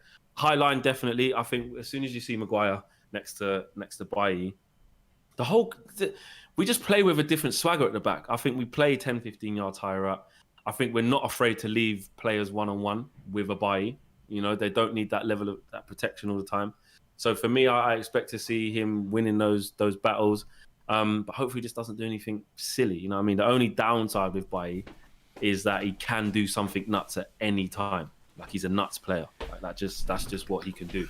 And it's a big evening for Tellez as well, actually, because look, listen, Tellez has come in, and in the first couple of games, it was, this is why Tellez is the best, this is why Luke Shaw's not it, and Luke Shaw was just like, listen, I'm the best left back here, I needed a little kick up the arse, and I'm the best left back. Fact. And he's gone on to do what he's gone on to do. But Tellez, I think, if we're being honest with the Tellez situation, you wouldn't say he's absolutely lit it up. Like, he hasn't been superb. I think he's been a steady backup to, in my opinion, has been probably the standout left back in the league in Luke Shaw. Yeah. So today, when he fills in, it's big for him. It's big, and Mason's going to want service if he's playing there. He's going to want service. So I think it's an interesting evening for him too. I think it's really excellent. Please do subscribe, bottom right hand corner. We're trying to get up to 988,000 tonight. So bottom right hand corner to subscribe. And if you're playing United stand picks, you need to enter very, very quickly because the cut-off point is in 5 minutes. £1,000 cash prize pot for that one. But yeah, subscribe, bottom right-hand corner. Get involved. We're trying to get up to 988,000 tonight. But yeah, I mean, look, I was listening to what you were saying, the back half of it there, and I just think it's... as I said, the tournament is not one I want to be in. I don't really want to be kicking off at 5 to 6 on a Thursday night either. No, they won't even need the floodlights on. It's mad. But what I would say is that the draw I'm excited by, and I was excited when we got it. They're a good team, having a good season, playing in a good league, and we're not playing bloody Feyenoord or someone like that. We're playing a team that's 5th in La Liga, well into that season, with some good players. They're well coached, they're well organised, and we could easily get beaten. But if we do win, it will be a good result. My only concern coming into was it that I would like to have seen more rotation. But in fairness, I don't know what you think. You did mention about. I think if Van der Beek had been fit, he would have started. Now, who would have come out of that team? It would have been Bruno, Fred, or McTominay. So Bruno. One of them would have got a rest. So in that way. The only one for me that should have started, which I don't know whether we've got a little bit of time actually. Matic, I'm very surprised he's not started because he's not a first teamer anyway. No, he's not. But that just shows you how seriously Ollie's taking it in terms of respecting them and thinking that they can play quickly, and they got intense players in there. Like I said just before as you was leaving, I'm not a Spanish football expert, but I do know they play good football. And Matic is playing less and less. Matic is actually getting a lot less game time than I thought. There's been certain games where I would have brought him on in the Premier League just to kind of calm things down when we haven't been in control of things. He hasn't been coming on. And I think this will be his last season. The way he's been used in the sort of last part, this part of the season, and even a little bit before that, he just hasn't played anywhere near as much as I thought he would. And we haven't really been dominating games in midfield. And I know people say Matic is so slow and a couple of the performances he's had, the teams he's played in, it hasn't done him any favours. Did he play alongside? What's that one where he played alongside McTominay? Was it? And it was poor, or was it Fred?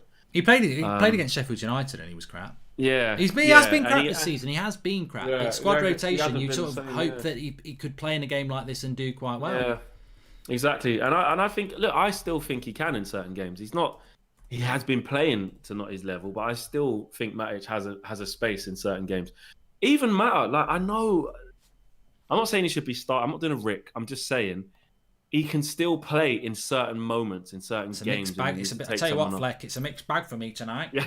I was running around the garden with my t-shirt on because Dan James was starting, but where's Matic and Mata? And Marshall. He will. Yeah, exactly. Ricky wants the players who pass it easier, who keep it simple, who keep the ball moving. That's it.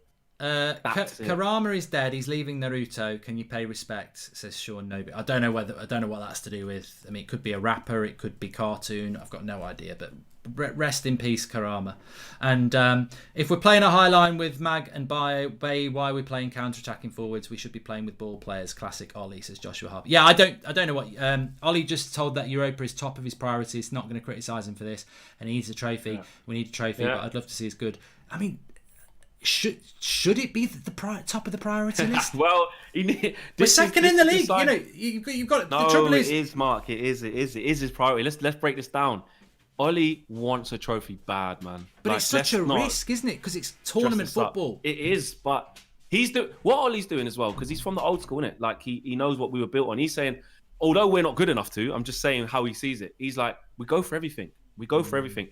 We were trying to go for the league, although he won't admit it. Jack of all trades, masters of none, though, innit?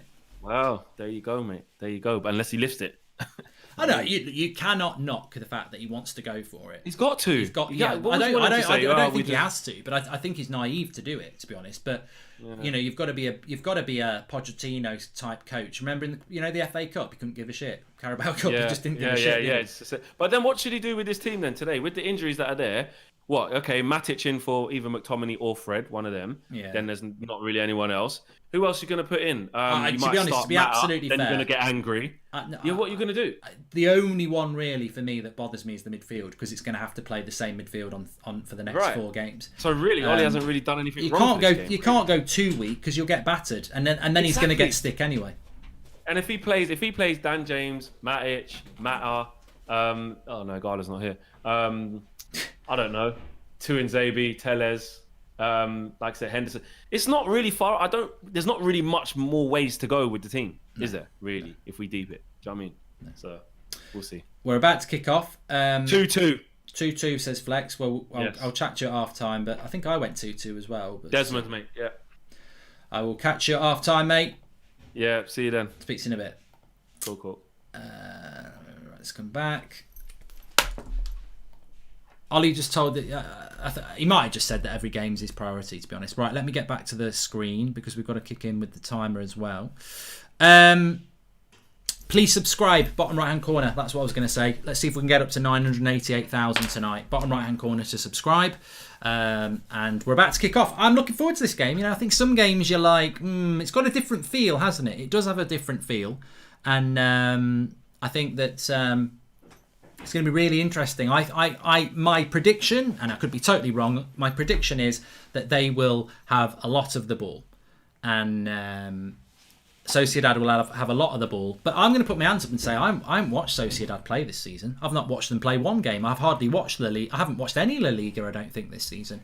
I'm not interested in the league. I find it really boring. So, not in relation to lack of quality. I'm just not interested in it. So, I think it's going to be very interesting to see how it goes. But I predict that they'll have a lot of the ball.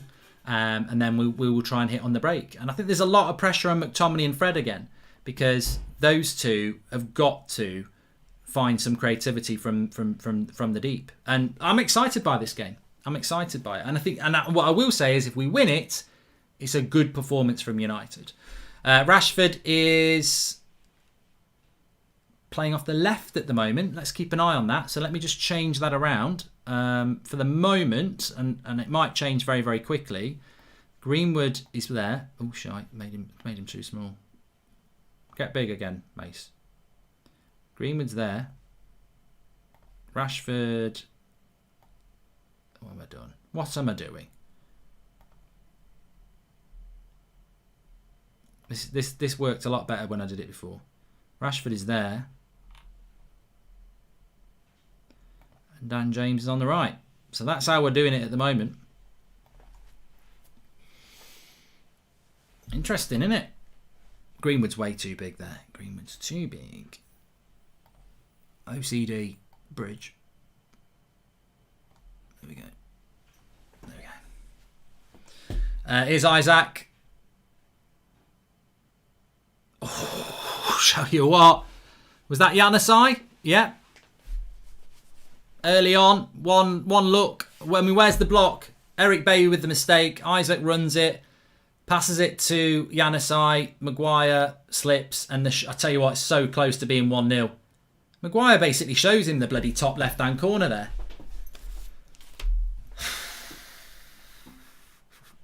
Could have been 1-0. Good start, though. United had started off quite well. Oh, Rashford. Oh, he should have scored. Should have scored. 1-on-1. Got the best of the centre-back. Rashford should have scored.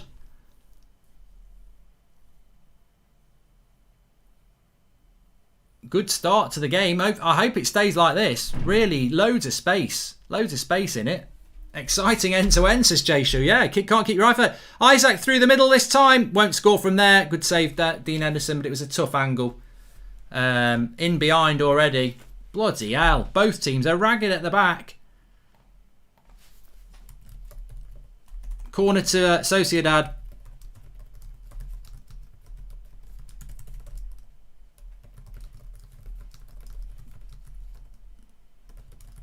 It's end to end against shit defenders, really.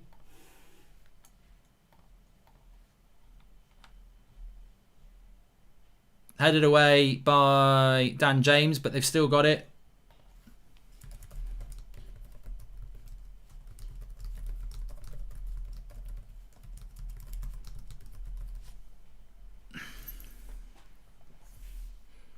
It's Fred. What sort of ball is that by Fred? But Jesus Christ, what sort of ball? That's one of our pivot midfielders there on the attack on the left-hand side. Switches it to Greenwood and it goes out for a bloody throw-in. That's what I mean about creativity from deep. You've got to have ball footballers, and Fred's passing is like a bloody rock. He's like a cannon when he hits it, just miles off. McTominay and Fred have got to get their passing sorted forward tonight. We've got to have some creativity from the middle. I mean, look, here we go again. Good tackle by Fred. See, that's where Fred's good. The tenacious part of his game is good. Yannisai is going to be up for it tonight, I think. Good start to the game, though. Get Lindelof on, says Robert McCormack. I can't, Robert. I've got a bad back. I'm having a back off. Midfield's getting bypassed. Very early days, Tony, to be, too analytical about the game. But Monreal used to be at Arsenal. But a good start. It's a good start to it anyway. You can't take your eyes off it anyway. Good start, fast pace. If anything, I think this plays into United's hands, because what I thought it would be a little bit slower with Sociedad on the ball, but it's very fast and frenetic at the moment, and United have got fast players on the break. But Sociedad, I watched Sevilla a few times last season and watched them again last night, and Sevilla play like this, and I think Sociedad looking like it as well. Do a just track on AFC TV, says Shadow Bullet. They obviously like to split spaces. If we're playing a high line with Maguire and Bailly, why are we playing counter-attacking forwards? Oh, that was Joshua Harper there. I think I'd already read that one, actually. I don't know how many subs you can make, Mucci, but I think they've got more than 5 names. We've got 2 goalkeepers on the bench, so we've got a lot.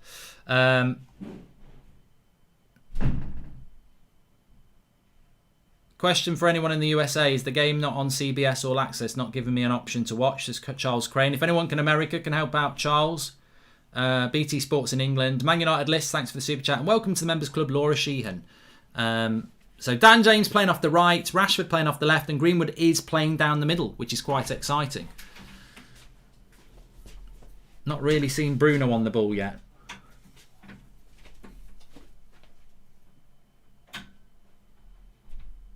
Apparently it's on a Spanish... it's on TUDN in America.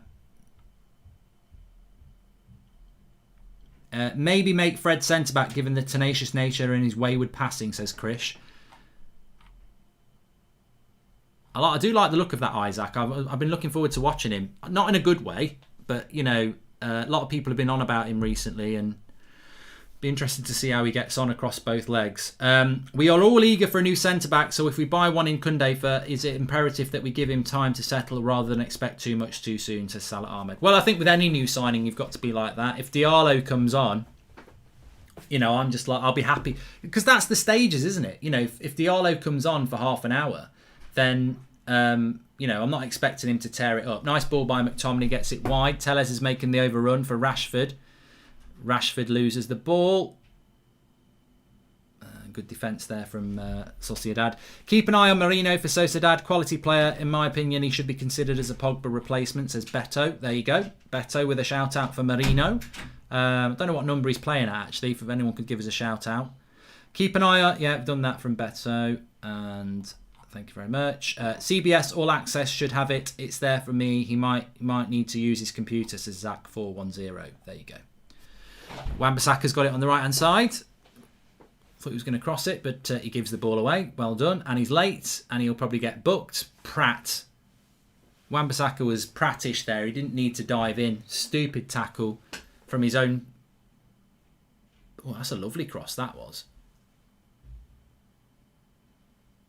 Yazabal. And he's going to book Wan-Bissaka because it was a stupid tackle.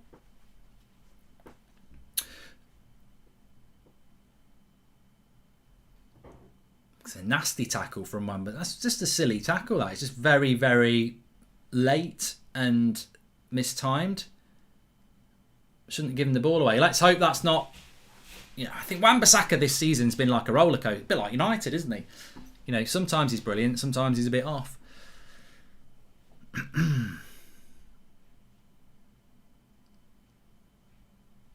Yeah, Bruno's been quiet so far. Does worry me about Bruno tonight. Very early days, but it does worry me about Bruno tonight. When you look at that United side, he's got Fred and McTominay behind him. No creativity. Got Dan James on his right, no creativity. He's got Rashford on his left and Greenwood up front. But if he ain't getting the ball from the back, lovely play there. What? Who's that? Brilliant. That number 8. Who's number 8 for? I'm gonna have to get the team sheet. Very clever in tight spaces from the number 8 for Sociedad there.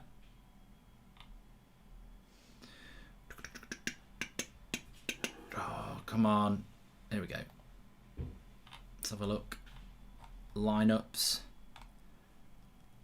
Marino. There you go. Was told to keep an eye out for him. Number 8.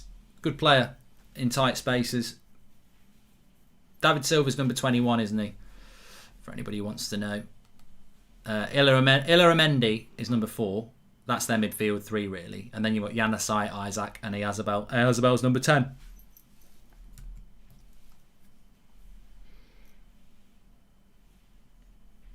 First 10 minutes gone. Settled down a little bit. First 2 minutes was crazy. Bruno could win a corner here. No, goes for a throw-in.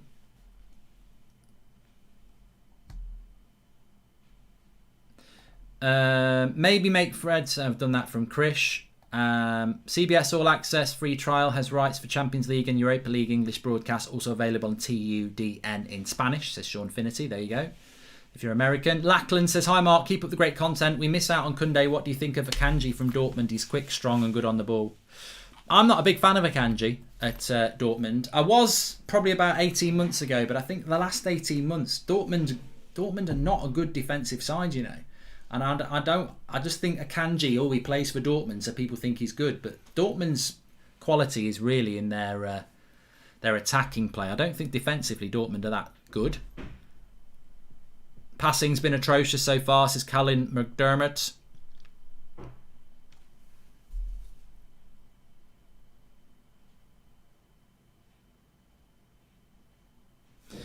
Bruno should be rested. Why is he playing? Ollie should have penciled Mata in for this game. I'd rather get top 4 than go out in the semis in this. Just Sean Negative Turner. Well, you know, I think all that's... Well, it's not gone, obviously. Sean's still got an opinion on it. But I think we've had all that chat before the game, haven't we? I think that this team is a risk when we've got a game as important as Newcastle on Sunday and then we've got Chelsea a week on Sunday, you know, to pick a team as strong as this, especially in the midfield, when you've got so many games to come, is a risk. But no. Ollie will be exposed in the next month or so, Mark, says Breen. Well, I think that's the concern, isn't it? I'm just hoping we can get Pogba back sooner rather than later, although it sounds it's going to be a bit later. It sounds like it's going to be another 4 weeks by the look of it. We don't know what the prognosis is with Van der Beek and Cavani. So, yeah. We'll have to see, won't we? But Greenwood's drifted to the right here, although he is the number 9. I've just seen Rashford still staying out to the left. Yeah, Dan James out to the right.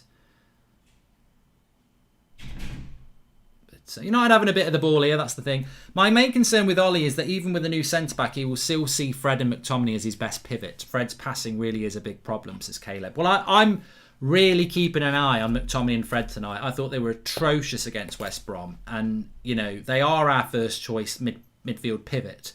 But the creativity from that midfield, if they don't get hold of it, is really subpar. And I think they're up against a good midfield tonight. Here's Dan James, he's won that. Oh, for God's sake. Move on. Laid it off to Greenwood. Greenwood gave it back and he miscontrolled it. And now they've got it. Do you think the Intertoto Cup should return, says Reddit mate? I can't remember what the Intertoto was. Was it like the championship clubs against Italian clubs? Our pressing is terrible. It's never an organised press. Makes you wonder if Ollie just tells them to press if you want, lads, says Beto. Who would you rather have at United, Mbappe or Haaland? We're in on the left-hand side. Greenwood. Good cross. No one's attacking it. McTominay was in the box, though. That's good to see. McTominay was in the box there. I'd take Mbappe, Joe Spencer, because I think he's the better player. Good to see McTominay bursting forward into the box there. I think that's really important. in the development of that pivot, McTominay's got to be a player that's allowed to get forward. And it's good that we're doing that in a game like this. I've got a feeling Diallo or Shortaya will play today, says Humish. I hope so. I hope we do see Diallo, because I think in some ways Tottenham are winning 1-0, by the way. I don't know whether has that gone for a corner? Yeah. Corner to Sociedad. Our defensive issues are tactical, not personal based. Watch the position of our fullbacks when they are on the attack and watch theirs when we are. This is basic football, says Abby. And did you watch Zerka reacting to your videos, says Animish? No, I don't know where he's doing it. So I haven't seen it. I saw something on Instagram because I put it on Instagram, but I haven't seen the video of it.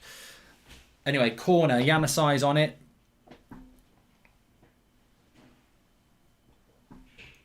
Cross comes in.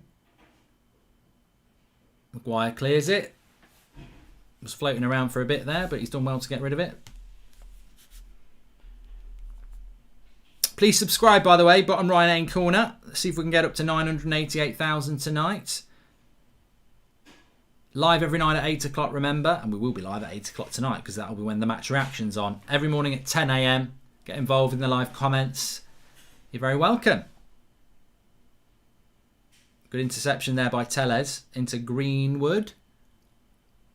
Drifting all over the place at the moment, Greenwood. Probably a little... I think Greenwood's dropping a little bit too deep.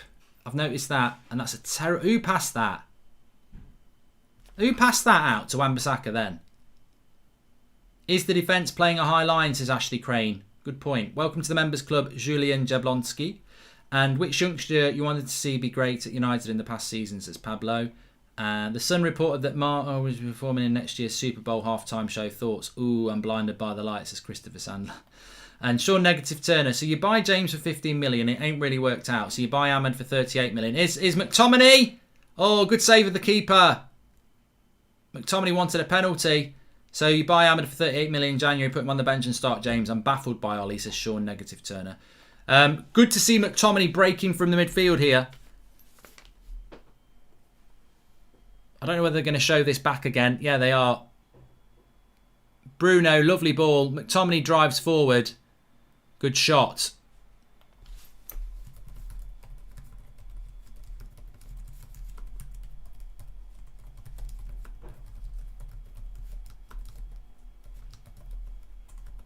But I mean, that's one thing I would say is positive. It's Scooby-Doo. It's encouraging. We haven't seen that. We didn't see it against West Brom. It's encouraging to see McTominay getting licensed to get forward. And I do think a lot of that is to do with Eric Bailly playing. When Eric Bailly plays, McTominay and Fred seem to get more license to go forward. And I think it's because they're not overcompensating for Lindelof and Maguire. So that's encouraging. There was a cross from Greenwood and McTominay was in the box. And obviously then he's just driven forward from a pass from Bruno. So it's encouraging to see McTominay doing that. Look, he ain't Paul Pogba, no one is. But we do need to have players getting forward in that pivot. Animish, no. Well, if that's what he's saying, no, absolutely not. It's sad how people have to sort of hate and make crap up, really, isn't it? I've never met the guy, but that's just ridiculous. Michael Jackson Bridge, says DZ.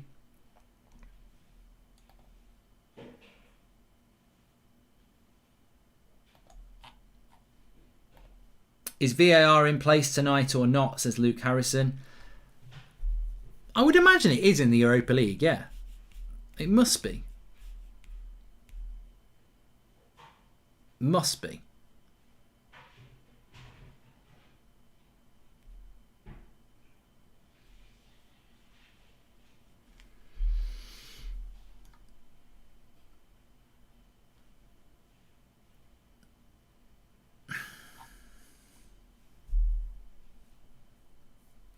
Nice play by Sociedad there. But I think United at the moment looking comfortable enough. Greatness says, what's wrong with our passing?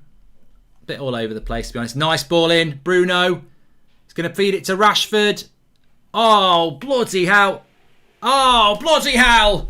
I can't believe it. Bruno's in on the left, crosses it to Rashford. Rashford misses, and then Bruno, well, he tries to head it in, but there's a player on the line. But Rashford's got to finish that. It's a one-on-one. He's got to finish that. It's a lovely ball across to get Bruno in. Bruno hits it first time across to Rashford. It's coming across his body. He's in the penalty box. You'd fancy him to score that. He's got to score that. And keeper makes the save, and then Bruno tries to head it in, but there's a player on the line. It would have been hard to get the power to beat the defender from there, but Rashford should have scored. He's got to finish there. Unfortunately, he hasn't. Let's watch it back. Oh no, that's the foul on Bruno. Don't want to watch the foul back. It's Tellez with the ball. Lovely ball by Tellez. Gets Bruno in. He's got Rashford in there. Yeah, he's got to score that. Doesn't need to take a touch. It's a perfect ball. Just doesn't catch it. It's never going to be honest, it's not a good finish. He's not caught it right. But United have actually started off well in this game. We should be 1-0 up. You could argue we are the better side at the moment.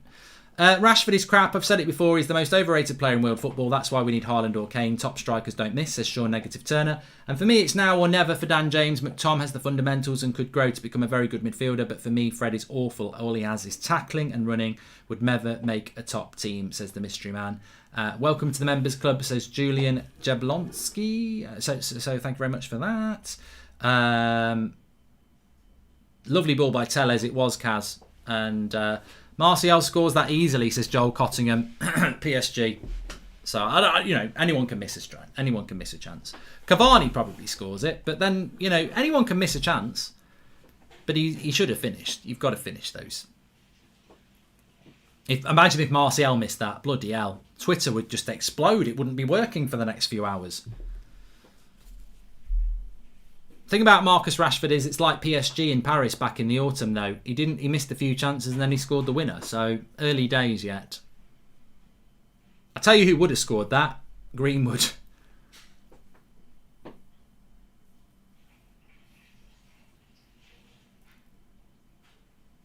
Is Dan James even playing? Well, he's doing what Ricky likes. He's putting a shift in.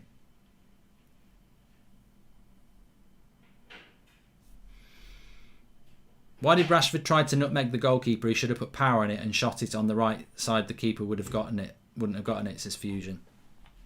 I think what Rashford did is I think he just aimed at the keeper's legs.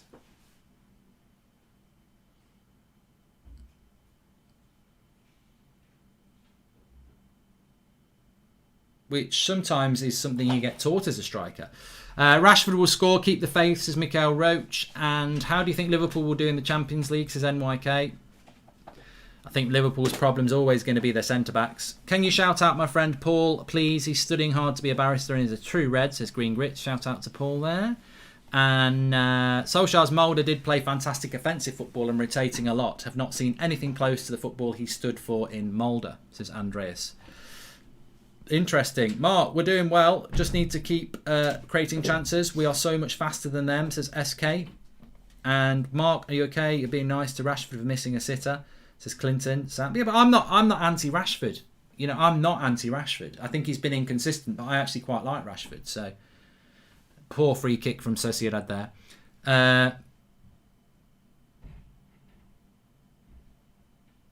No worries, Animish. No worries, Animish. And Rashford never takes a look at the keeper before shooting. Eyes are always on the ball, head never up, says Alligator. That same scenario has happened so many times this season. A one-on-one wasted and we finish with a draw, says Zach Thomas. And neither Rashford or Martial ain't clinic enough. No ice in the veins, says United Shamrocks.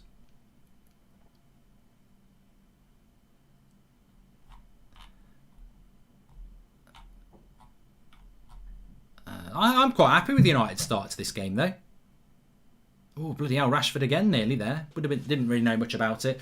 But I'm happy with United's start to this game. I think we have played well. I mean, look, I didn't know anything about Sociedad coming into this game. I just predicted that they would be better on the ball than us. But Isaac's through the middle here.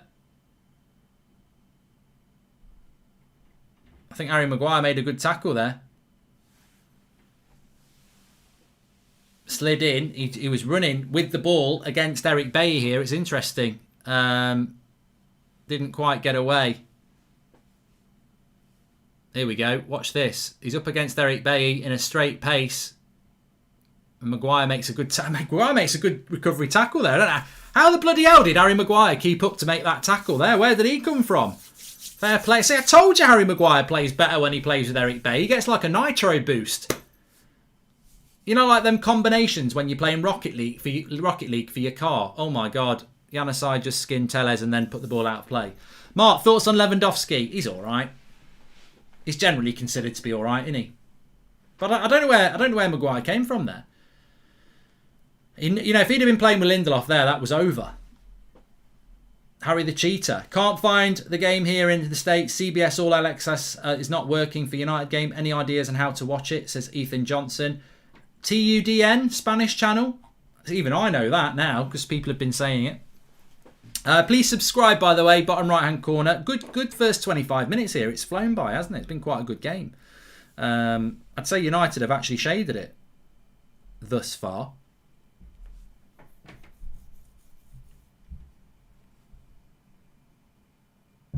Sociedad haven't really created anything yet. And Dan James has got that. Let's break. Bruno hits it long. Love. What a ball by Bruno. Keeper's going to have to come out, and he does really well. Otherwise, it would have been one-on-one for Rashford. Mark, did you notice on that free kick, Maguire was first on to drop deep, but never gets near the ball? Who in God's name is in charge of coaching dependency, says Edward Walters. There's so much to keep an eye on. We're 200 away from 200 subscribers away from 988,000. So please subscribe by clicking the button, bottom right-hand corner. Yeah, we do need to. There's so much to keep an eye on, really. You know, the McFred pivots, creativity from there. What we're seeing a lot of in this game is the Bruno drop deep and hit the long ball in behind. To think people asked for Eric Bailly, says Robert McCormack. And Harry Maguire's got a high top speed. It's just his 0 to 60 is not in measurements. It's just eventually. Says Joshua Bowater. For playing inverted wingers, there is never more than one player in the box, which is why we can't cross the ball in, says Kevin Mowry. And we're screwed in America. TDUN and CBS doesn't work. I'm watching Mark for commentary, says Size the Limit. And Maguire slides faster than he runs, says Lee Taylor. Mark, yeah. Okay, we're caught up on those. Thanks for the super chats. And Bruno!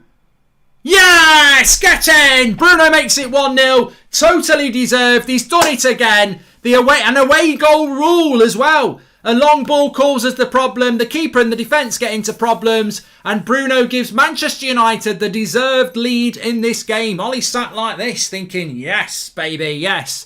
Rashford hits the ball. It's a lovely ball by Rashford, actually. In over the top. Keeper and defenders get into a mess. It's a defensive. If that was our defenders, we'd be going crazy. But it's a lovely ball by Rashford. Two defenders and the goalkeeper go for it. Bruno says, fight amongst yourself. I'll clear up the mess. Taps it into an open net. 1-0 Manchester United. Well deserved. Good start. Get in there. Bruno.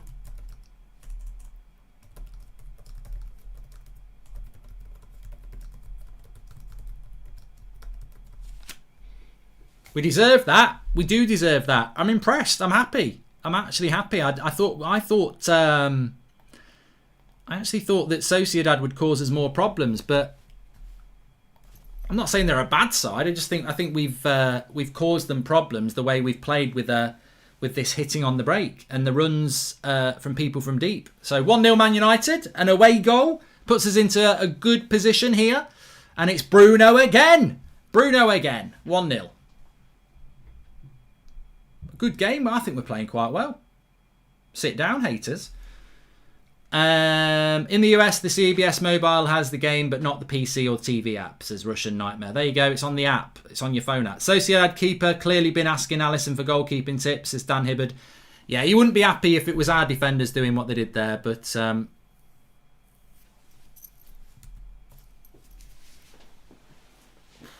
chilly tonight. Only VAR in knockouts, apparently.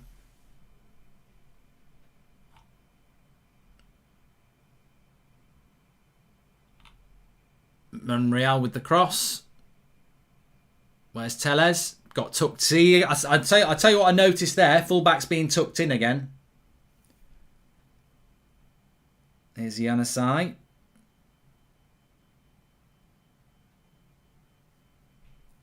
I tell you what, it's high intensity from Manchester United in this game. We are doing a lot of pressing. Here's David Silva. And Maguire will pick that up. Hi guys, my CBS All Access for the United game is working through Amazon Prime, says Richard Canahan. Lots of stuff going on in America.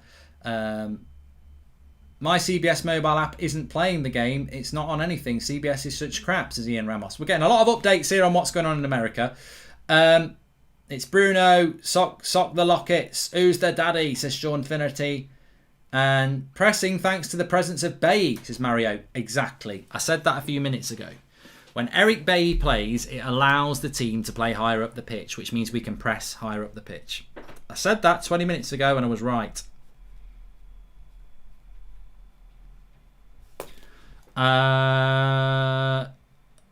CBS All Access is working for some and not others. Do a Fubo TV free trial in America if you need to, says Michael Sauter. All this information. McTominay's looking good so far, getting forward and taking the ball past people with ease, says Josh Canning. Yeah, I think McTominay's a better player when he's allowed to get forward. When he sits there as a CDM, I think he's bang average. When he's allowed to get forward, he becomes a better player. We've been talking about this for a while now. Free kick to United.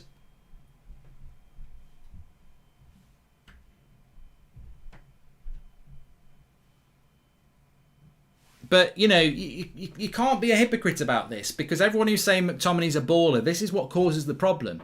Because they go, oh, he's a baller, he's brilliant. And then he has a shit game like West Brom and everyone's like, oh, he's shit again. And actually, so much of it is to do with how he's being used. McTominay's not a baller because he was shit against West Brom last week and he was shit against Villa a few weeks before.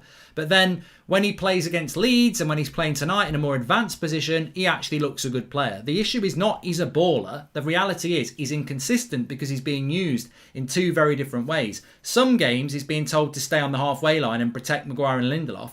And then in other games he's allowed to get forward. When he's allowed to get forward, he becomes a better player. If you don't realise that, then you're going to forever be playing a roller coaster of disappointment and ecstasy, because you'll see him play in a game like this and he'll play well. Then you'll see him play maybe like he will against Newcastle because Lindelof's playing, and you'll be like, why? And it's exactly about where he's allowed to play. If you see him breaking into the box, he's allowed to play. If you don't see him breaking into the blocks, he's probably going to have a bad game because he's not allowed to play forward. Bruno's got 99 pace in this game. I tell you what, Sociedad's defenders must be proper slow, Enid, because I've noticed that as well. Public announcements for fellow CBS people. They finally fixed it. You can now watch it just in time too, it seems, says Daniel Luciano. CBS is back on. Try again, says Aditio. United are turning into a one-man team and not in a good way, says Akash. And the stench of joy fills my room after that most stimulating of goals by our champion Bruno. I perspire in anticipation, says Greasy. Okay. Please subscribe, by the way. We're getting really close to 988,000. Bottom right-hand corner to subscribe. Half an hour gone. United 1-0 up. And remember, it is an away goal. It's classed as an away goal because it is in... Well, it's in Turin. But it's still classed as an away goal.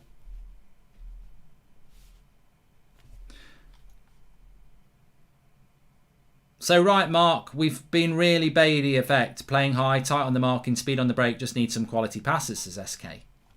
Yeah, Look, I agree with Robert McCormack. I do agree that, you know, Eric Bailly's not Van Dijk. He's a decent centre-back. He's got lots of issues, but it's the pace that he brings that allows us to play in a different way. And I think that really helps us, as we've seen.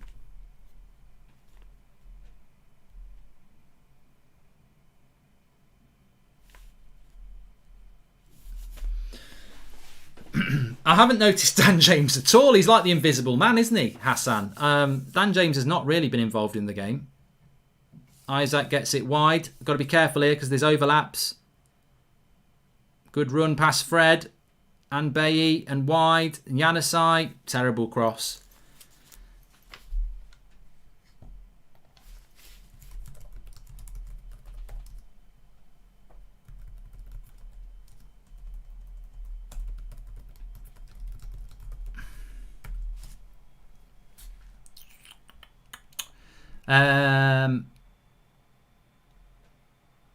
Away goals don't count anymore, apparently. They do.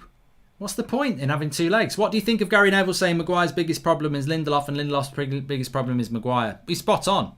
I think Lindelof could be a better player if he played with Eric Bailly. Maguire's so much better when he plays with Bailly, isn't he? Imagine where we'd be if we didn't have Bruno, says Robbo FM. And yeah, I think we've said that so many times on this channel. Sociedad on the attack again. Oh, unlucky. Good tackle. Good tackle by Wan-Bissaka.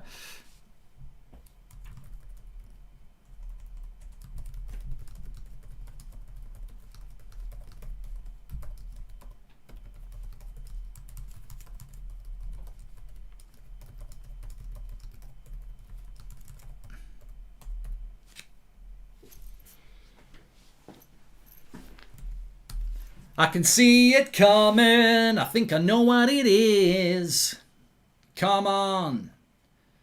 Come on, let's do it. Game is now on CBS for PS as well, PC as well, says Southpaw Love Sports. I was on with support. They said too many games programs were live at once and my server was overwhelmed.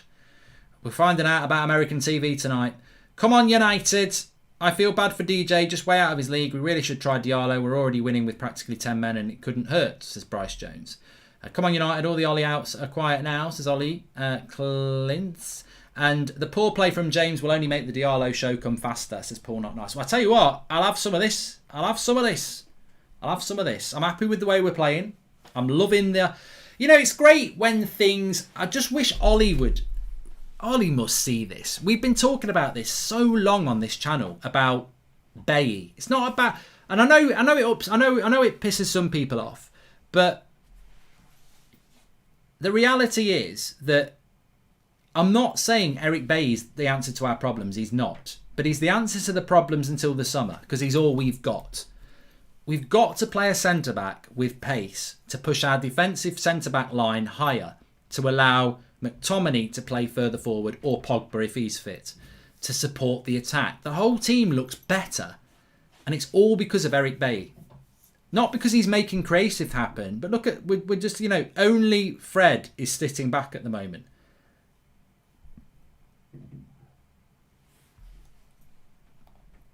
If Bruno was an actor, he'd be a porn star. Liquid football makes me want to knock one out. God. Heathy the mountaintop. And I actually feel sorry for Dan James. He's just nowhere near the level. He's a championship player at best, as the mystery man. He's been anonymous. He has been anonymous. But we're winning 1-0 and we're playing quite well. He's just doing a shift, isn't he? He's just running up and down. You know, to be absolutely blunt, he's Sonic the Hedgehog. He's just running up and down. And his pace is an asset. But...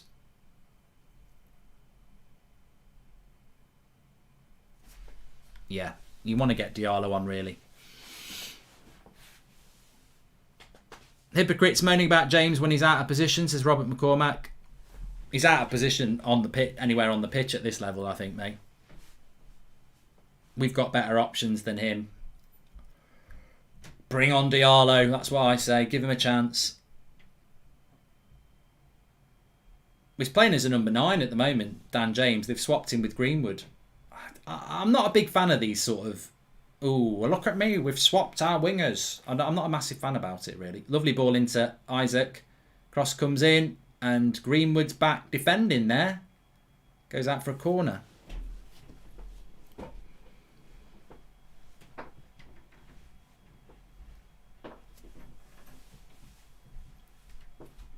No, I'm very happy. I'm very happy with this from United. You know, my main concern... who is Dan James, says Robert Johnson. My main concern in this game was the... oh, good block. I think Maguire got a block in there. Greenwood will clear it. My main concern is the impact this is going to have on the game against Newcastle. I think Villa are playing Leicester, Tottenham are playing West Ham, and we're playing Newcastle. And I think all three of us might drop points because of Europa League football. But David Silva...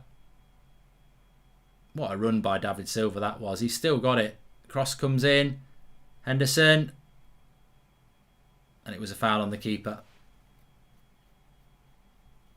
From Monreal.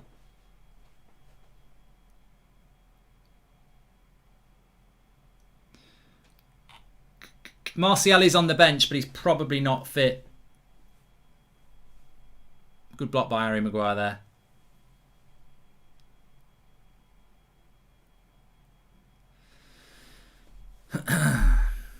Oh, good interception there. Someone's got to put a tackle in. Maguire did. Well done.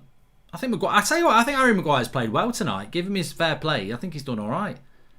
Here's Rashford. Get your head up, Marcus. Look at the pass. For fuck's sake! Look at the pass. Trying to do too much again. Like, he's got passes on there.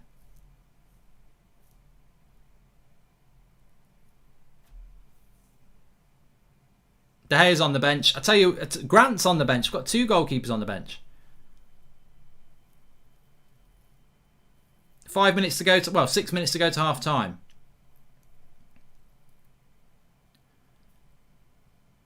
I think we've got to be careful. I think Sociedad are good enough to score in this game. I'd like us to get the second goal.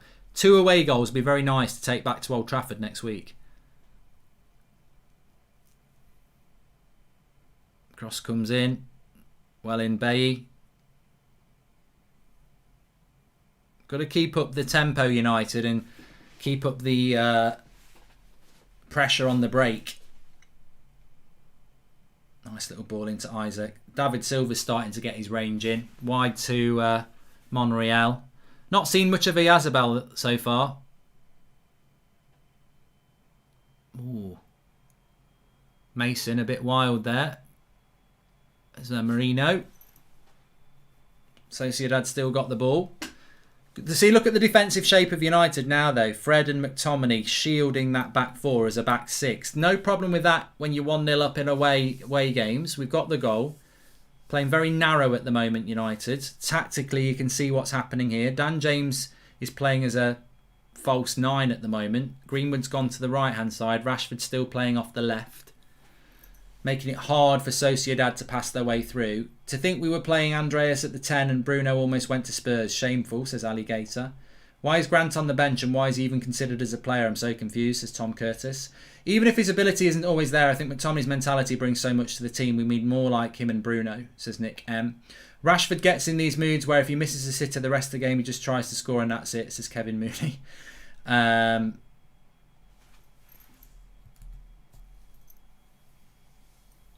Please smash a like on the video, by the way. We've had 7,000 likes. We might get to 10,000 likes. Angled ball here to Rashford on the left. He'll get that as well. And it's, I think we've won a corner there. Well done. Good work by Marcus there, winning a corner.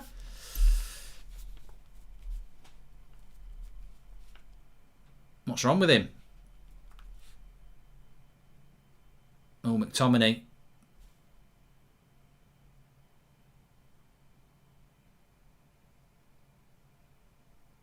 Well, remember he's playing with a knock, McTominay.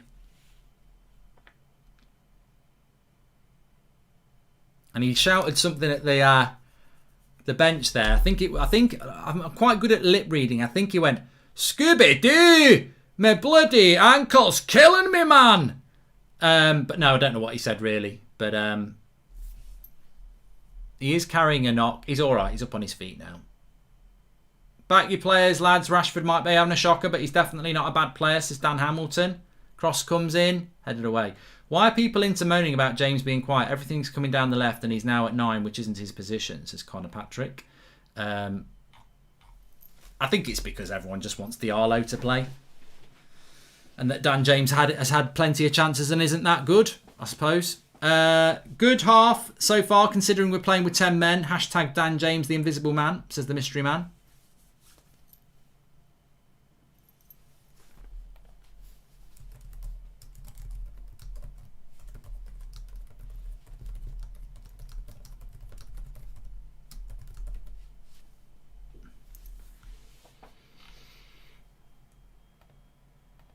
Russian Nightmare. I watched some past games and Rashford passes more and more effective when he plays on the right hand side, says Russian Nightmare. And we've got a couple of minutes to go to half time. I've generally been quite happy with it. I think, you know, it is an away game technically, and we've got the main thing about the away. Stay on side, Greenwood's down the right-hand side. What's he going to do? He's got his man on toast here if he wants it. Goes back to Bruno. Bruno to McTominay. Not a good ball. Out for a goal kick. Rashford takes the term run at players to literally every game now. He will just be head down and run into the crowd. It's become constant habit.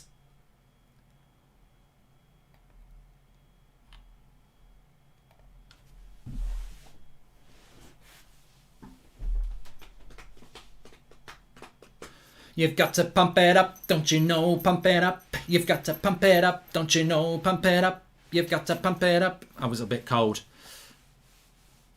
Dan James has gone down injured now.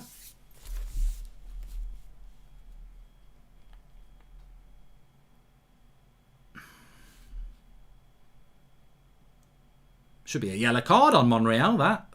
From Monreal's foul. Bad first touch. Dan James hops in on it. Should be a yellow card. You know what I don't like about this Man United kit?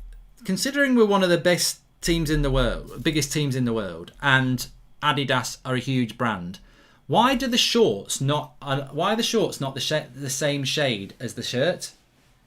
It looks like one's been washed wrong. Look, you can tell the shorts are not the same shade as the top. Good chance to put a cross in. James ain't playing at 9. Him and Greenwood are just swapping to pick up players in defence as Ben Lloyd drums. Well, he is playing at 9 because when he goes up front, he's playing there, isn't he? Good cross by Bruno, cleared away. I mean, I'll tell you what, I've enjoyed this game. Bruno wins the ball back.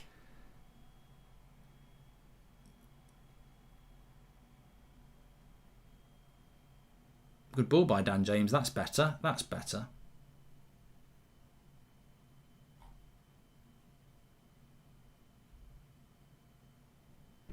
We're wearing the black kit. I think it's half time. It is half time. He's added nothing on. And it's 1-0 at half time. I'll tell you what, I'm happy with that. I've got to say, I'm happy with that from Man United. We definitely deserve a goal. I think it was a shaky start, but we grew into the game more. Quite a physical game. Bruno's limping as well. Hopefully it won't be anything too serious, but a physical game, and we deserve to be 1-0 up. I think Sociedad looked good, but I've actually pleasantly been surprised that I think we've played better than them, and we've shown what we can do. You know, I think there's a lot of negativity around United at the moment from the fan base, and I understand that. I feel the same. I thought West Brom was terrible. But let's not forget, against Everton, we played well. It was the defence that cost us the 3 points against Everton. West Brom, we were out of ideas, and we played very, very poorly against West Brom. But we have played some good football this season. And I think tonight we've shown that we are a good team when we turn up. And I think we were maybe, as a fan base, and I'll put my hands up and say this as well, I wasn't expecting that tonight. I think we've been in a bit of a rut recently, and I think you start thinking that rut is, you think, the worst. But actually, I think we've been mobile. I think McTominay's been allowed to get forward. I think Bruno's looked really good.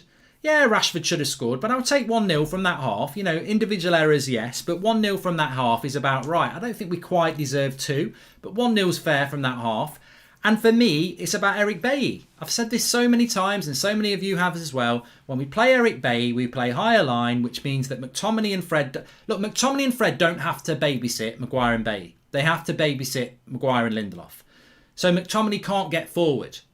And what we've seen in that half is McTominay's getting forward because he's not having to babysit, because they trust... It's weird. Ollie trusts Maguire and Lindelof, which then makes Fred and McTominay have to babysit. But when he plays his reserve centre-back, Bailly, McTominay doesn't have to babysit. There's a very quick solution here in your head. Hold on a minute. When I play my first choice centre-backs, I can't let one of my CDMs go forward. But when I play my reserve centre-back, I can. The logical thing is, what we've been saying for weeks, is that Bailly should play and McTominay can then get forward. Or Pogba, if it's Pogba in that role. And yes, I think Maguire's had a good half. And Maguire plays better with Bailly. So I just don't understand why we don't do it more often. So obvious. Out of all the videos on YouTube, which video would you wish you would have made, says Animish. Oh, I don't know, mate. I don't know. I'd have to think about that. James ain't playing 9. Him and Greenwood are just swapping to pick up players in defence as Ben Lloyd's. Hence, he's playing at number 9 when he swaps. A fast centre-back and this midfield lights up, says Angie S. 100% Angie. Absolutely agree with you on that one. What am I looking at? But yeah, I mean, look, Rashford should score that one-on-one chance. Dan James has been very, very quiet. Apart from that, I don't really have anything constructively to say. In a negative way, I suppose. On a positive, look, I think Sociedad look a good side, and I think we've actually played well, and I think we should take the positives from that. Flex, can you hear me? Yeah, I can. Give us your thoughts on the first half then. Yeah, do you know what? Frantic start. You're looking at the start thinking, what the hell is going on here? You know when I said Bailly in there, yeah, he can take care of himself, but hopefully he just doesn't do anything stupid. Yeah. You know, trips over the ball, and then the striker's in. Then Januzaj as well. But listen, their 2 centre-backs are horrendous. Yeah. Let's have this right here. We talk about Lindelof and Maguire. Their 2 centre-backs are flipping awful. The ball over the top, they're not coping with. And I don't just mean them clattering into each other for the Bruno goal. I mean consistently. It might not be a thing in Spanish football. Maybe that's not. Maybe that's not a thing in Spanish football. The long ball over the top, really. Yeah, they don't. That direct play, they've really struggled with that. And if we have a little bit more guile in that final third and be more ruthless in that final third and take our chances, we could win this 3-0. We could put the tie to bed here. And I'm not being cocky. I'm only going off the first 45 minutes of what I can see of their weaknesses versus ours. Is there some warning signs there from them? Absolutely. I think we answered the questions well, which we don't normally do. So crosses coming across the front post. There was one where Januzaj hit it over. David Silva got a couple of crosses in along the floor, which we don't normally defend those very well, but we have done in that first half. Those are the warning signs. So they can hurt us, but I think we've got more than enough there to actually go on if we don't make mistakes and kind of, I don't want to be obnoxious to say put the tie to bed, but that's the way it could go if we keep playing in that way, because they can't handle the intense running. Bruno's playing brilliantly. Bruno's playing really well. I think McTominay's playing really well. He's running forward as well, arriving late, doing well. Dan James has been okay. Mason struggled to get into the game as much. But there's goals in this. Marcus has had 2 great opportunities and more opportunities to run at people, just not making his mind up, just that kind of common theme. But then he has a hand in the goal, which I said it as soon as I rang KG. I'm saying, KG, he's doing it again. Just the final decision. And I said he'll probably have a goal involvement or do something. He will, but he's got to work on it, and I'm sure he knows that. It's just so frustrating to watch because you know that he can make good decisions. But yeah, this game is there. This game is there to go and be ruthless and go and win this game comfortably, actually. Just a couple of super chats. Franco Riva says, I don't mean any harm, but we would benefit from a long Lindelof injury. Bay would play and the board would be forced to buy a new defender. Jay, and also, not sure if anybody brought this up already, but both Bruno and Rashi are in their bloody pink boots today, says Shim. I hadn't even noticed that. But what I would say in relation to what you're saying there, I think if we get 2 goals, we've almost put this tie to bed, because I don't think Sociedad look like they're a sort of team that's going to win 3 or 4-0 at Old Trafford. No. So and defensively they do look a little bit weak. Ollie will never play Bay because he's friends with Lindelof. Players are too cold when they get chance. Others get chance no matter how they play, says Tabras. I actually think about Eric Bay. He started off badly, but in my head I was thinking, well, he probably is cold. Like, he's not played recently, and actually he grew into the game. And surprise, surprise, I always say this. People say, should we sell Maguire? Should we drop Maguire? And I always say, play Maguire with Bailly, and I haven't got a problem with Maguire. Play him with Lindelof, and he's a prat. Like, it's the partnership is awful. But I've said it so many times. Harry Maguire should be banging on the door of Ollie every week, saying, play me with Eric Bailly because I look better. And I think Maguire's had a good... I mean, look, they both started off a bit shaky, which you can understand.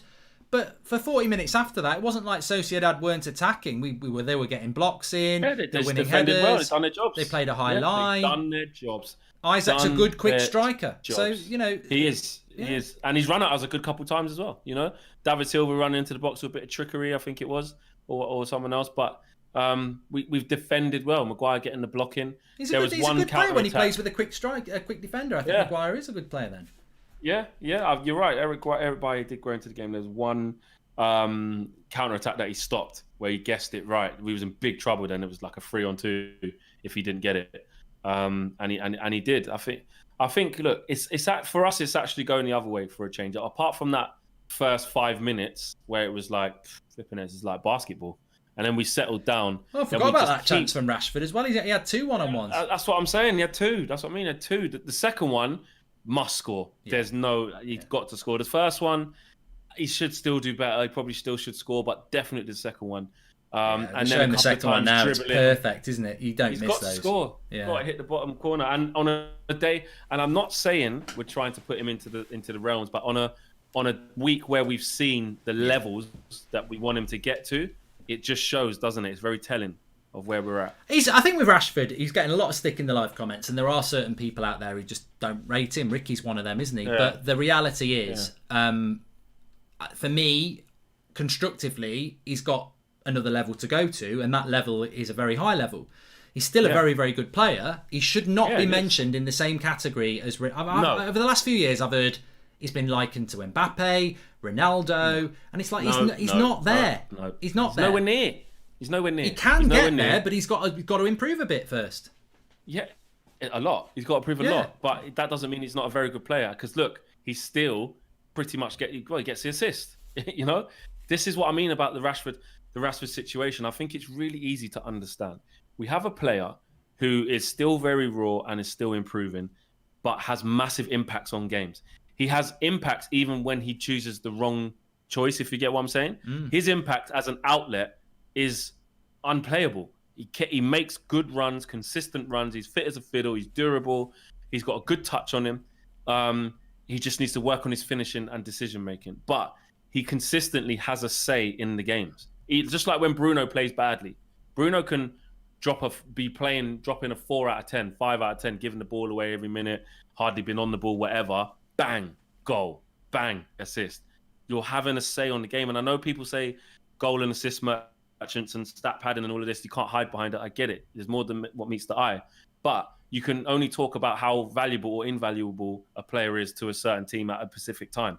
And if you want to talk about taking these players out of our team when we don't have anyone who could do what they can do it at your own peril. Because who comes in and gives us what Rashford gives us? Although he makes the wrong decision, is frustrating. Nobody. You can't take him out.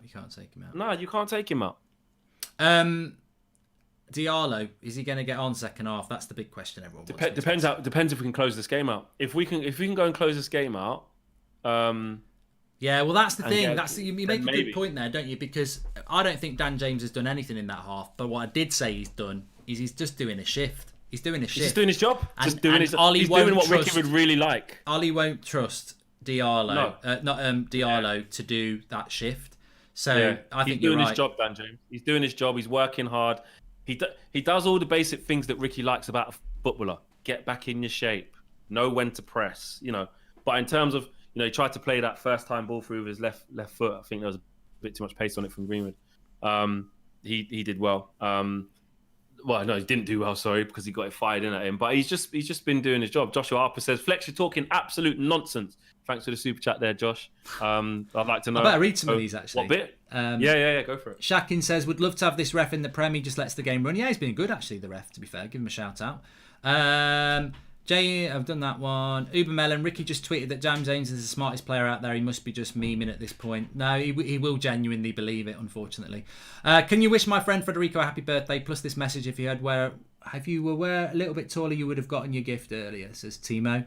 And Mark, today's my 21st birthday here in the United States. Hopefully we're having a few beers and celebrating the United win. Thank you in the United Stand community for everything you do. The best. Happy birthday to Frank and happy birthday to Federico. Hope you have good days. Hope you both United deliver a result. Ricky did actually say that as well. He's a pro. I wouldn't. I honestly would. Obviously we do the prayer ratings. Dan James is trending. He's trending. Yeah, because a lot of people... Well, if it's anything to go with our live comments, a lot of people were saying it was like playing with 10 men. Welcome to the Members Club, Gary Clark. But I think Ollie will be pleased with Dan James because of the shift he's putting in. But in relation to attacking threats, it's non-existent, really. I've got to be honest. If I'm giving him a player rating at half time, I'm giving him a 5 out of 6, which is below average. So I don't... 5 out of 6? Yeah, I don't think... Oh, 5 or a 6? Yeah, 5 out of 10. Yeah. He's just done his job. Yeah, I'd probably give him a 6. He's just been... What he is that he's Monreal knows he's a constant threat. So him just being there and knowing that he's quick is always gives him a plus. I think he plays simple passes, which again Ricky will like, and he's just doing his job as like a basic right mid. He's just doing his job. Nothing fancy. Not giving the ball away every time he gets it. Not going past someone else and laying in crosses and providing. He's just kind of just doing his basic job. That's all he's doing. Did have a stinker. The reason I would give him a 5 is because I would give Greenwood a 6, because I think Greenwood's not been good. No, he's been quiet, but when he's got the ball, he's used it well. Whereas I think when James has got the ball, he's done fuck all with it. He's played a few 5-yard passes, so.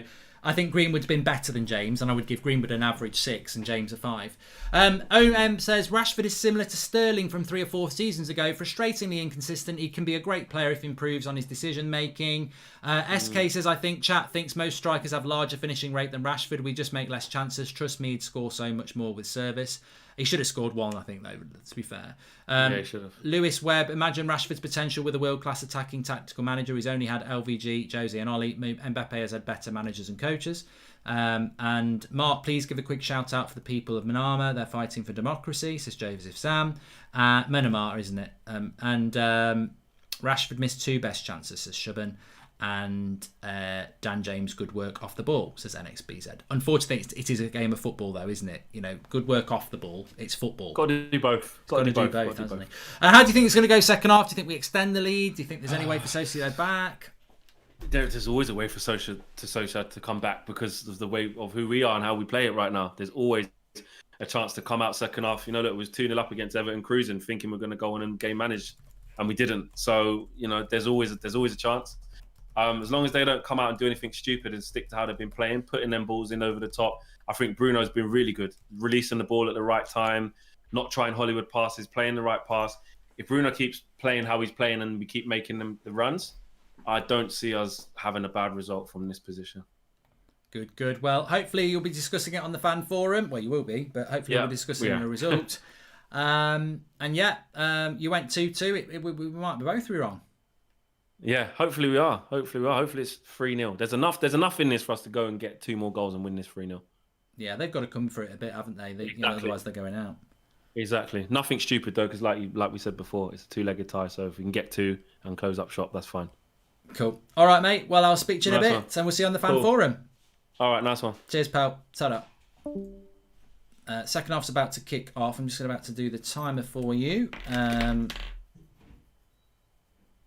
Be interesting to see. I think if he's going to make any subs, it will be people like Juan Mata, Anthony Martial, experienced shift workers. I've just tweeted out what minute do you think Ahmed will come on? 92, just for a 30-second use up a bit of time.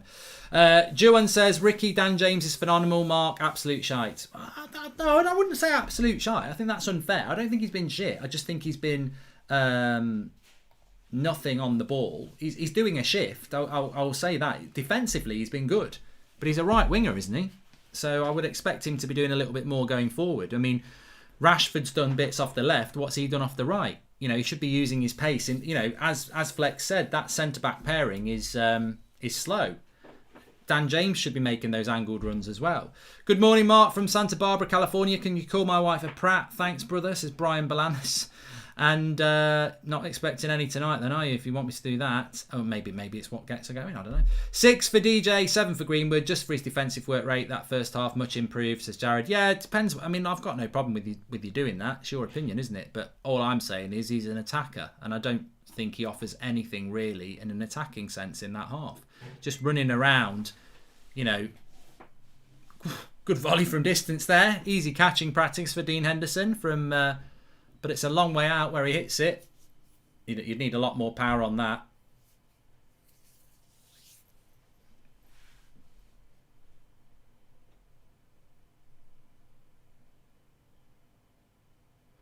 Keep the tempo up in the second half. Keep the game going. Keep moving the ball.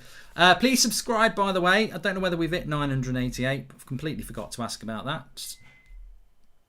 We are 20 subscribers away from 988,000. So please subscribe, bottom right hand corner, and help us over 988. 20 off it, 988. Bottom right hand corner to subscribe. Thank you very much. Mohammed Idris says, good evening to you and your family. Eric is showing the owners why I need a good Fest centre back, but I just can't see it. They'll get Mings. what we need to do in this second half is just keep switched on, keep working hard, and good defensive line there, playing him offside. Yeah, it's been a hard, talking about Greenwood, a lot of talk about Dan James. It's been a hard shift for Mason Greenwood tonight. And Ollie spoke about this in his press conference yesterday, didn't he? In the next 18 months, we'll find out about Mason Greenwood and whether he's ready to be a number 9. Because you've got to have physicality. You've got to have that.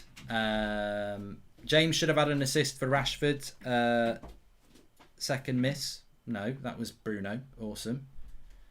Bruno played that ball. Look at the pace of Bay there up against Isaac. Lindelof ain't winning that race. DJ should take a page out of Jesus Novas' book, convert to right wing back or right back for his future. No, not necessarily at United, says Daniel Harding.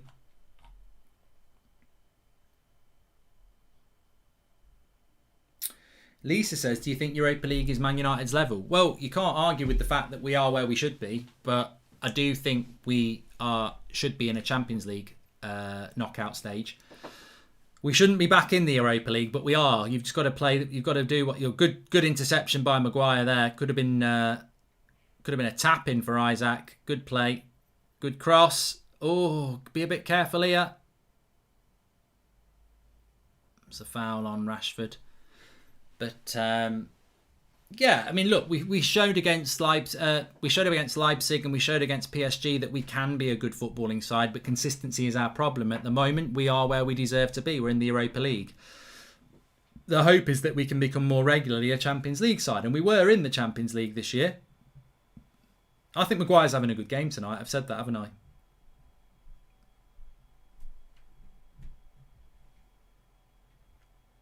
But we've not, since Sir Alex Ferguson left, we've not always been a Champions League side, have we? So if we can get in the Champions League again next year, that's 2 years in a row. I can't. Have United qualified for the Champions League 2 years in a row since Sir Alex Ferguson retired? I don't think we have. I'm not so sure that we have. So, that is progress, and that's what we've got to do this year. Yeah, I'm going to tweet that out.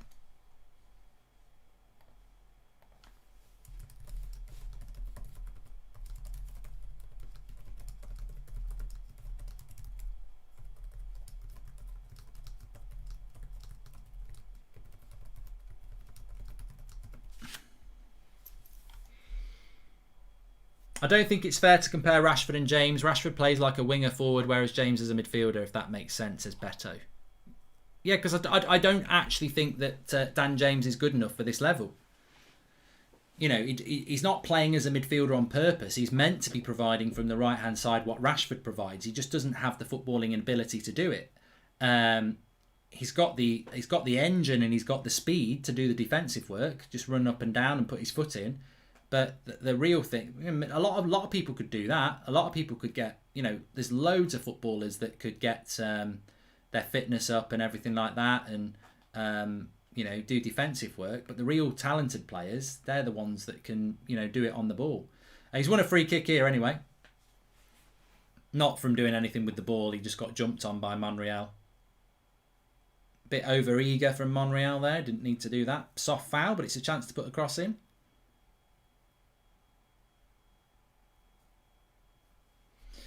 Maguire being decisive on a cross is good to see, says Ian Cole. Yeah, how many crosses does he normally not get across those? But I've enjoyed this game. I'm not saying that because I have to. I have enjoyed it. I think Sociedad, as I said, if you're going to be in this tournament, you want to play good games. You don't want to be, maybe in the later rounds, I'd be looking at the draw more seriously and saying, I hope we get somebody a bit shit like Arsenal. But at the moment, you just want to be entertained. I've got no aspirations that we're going to win the Europa League at the moment. It's way too early to start thinking about that. So you want to be playing against players that, are interesting. And I think Sociedad are an interesting side. Few exciting players. I think Oyarzabal's been really quiet, hasn't he? We've got no team fluidity. Always seems frantic, says Mr. Bandalone. I think we've done all right tonight. You don't expect us to... I suppose technically we're not even away, are we? But it feels like a European away. Oh, Dan James there on David Silva. Hi Mark, it's my 12th birthday today. Hope United get the win, says Jack. Happy birthday, mate. And if we do swap Pogba for Ronaldo, will it solve our creativity issues? Ronaldo would encounter the same problem as Cavani, says Pranel. Mark, I would switch Dan James' position to left back. Think about it. He's fast, small and agile. Also, he can play the role as Jordi Alba. He's not left-footed though, Valen. I think he'd be a trash fullback, to be honest. He can't cross either. Patrick Cash, I think he's got it spot on. Patrick says Dan James hasn't been awful, but he's not this level. Monreal, ooh, punched away by Henderson. David Silva luckily didn't get hold of it. Is Marino, and I mean that. You know, where's Dan James there? That's Monreal putting the cross in. Where is Dan James? He's lost his man. He's got to pick the left back up there. To be fair, if David Silva connects with that, that could have been 1-1. A lot of people saying get Rashford off. Alex Tellez is hurt his back here. I think he'll be all right. Luke Shaw's warming up. Make sure while we've got this little bit break, please subscribe. Bottom right hand corner. We're closing in on 988,000. We're about 20 away last time I checked. And Tellez is up. There's no way he's going to go off on a night like this. Needs the game time. Martial's warming up. Blue dee da and dee da do and dee da. Have a stretch. Have a stretch. You can all do it. It's good for your back when you've been sat down. I do miss that, you know. Not stretching. I do miss whenever I'm in a pub watching football, I stand up for the whole game. I have to stand up. It's one of the hardest things I've ever had to. It's one of the hardest things about doing watch-alongs for these last few years is sitting down. I need a stand. That's one for Drawty. I need a stand-up set where I can stand up, you know, and I could lean on. It'd be easy to do actually. We just need to get everything set up for me to stand up. I think it'd be a lot better. Rashford. Eric Bay. What are you shooting from there for, Eric? Don't shoot from there. James is a bit playing 9. Him and Greenwood are just swapping to pick up. Oh no, I've read that. These are legacy super chats just reappearing for some reason. Oh, nice ball. Well done by Wan-Bissaka. I've got a blue house with a blue window. Jack says, hi Mark, if United win tonight, I win £1,000 on my bet. Looks like the bookies are more surprised that United are winning, says Jack. Well, I think there was a lot of expectation in the press that we would win this game, mainly because they didn't know anything about Real Sociedad. But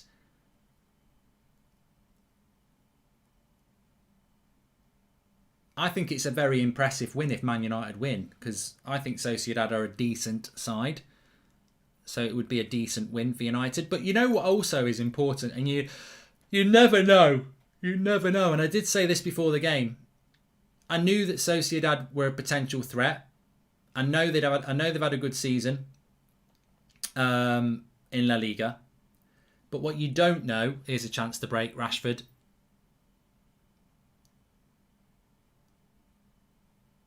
What a goal! He's offside. Oh, what a shame. What a shame if that's offside. Brilliant ball by Rashford. Gets it to Dan James. Passes it to Bruno. It's a bloody great goal if that's a goal. It's such a good goal. It can't be offside. Oh, no, he's not. He can't be off. Can we go to VAR? Please go to VAR. It's such a good goal. It's got to be a goal. Let's have a look. It's got to be given. It's such a good goal. Lovely ball by Rashford. I don't know whether Dan James plays the pass. It might hit a defender, but it finds its way to Bruno, who just bends it into... It's such a good finish. It's got to be offside. It can't be offside.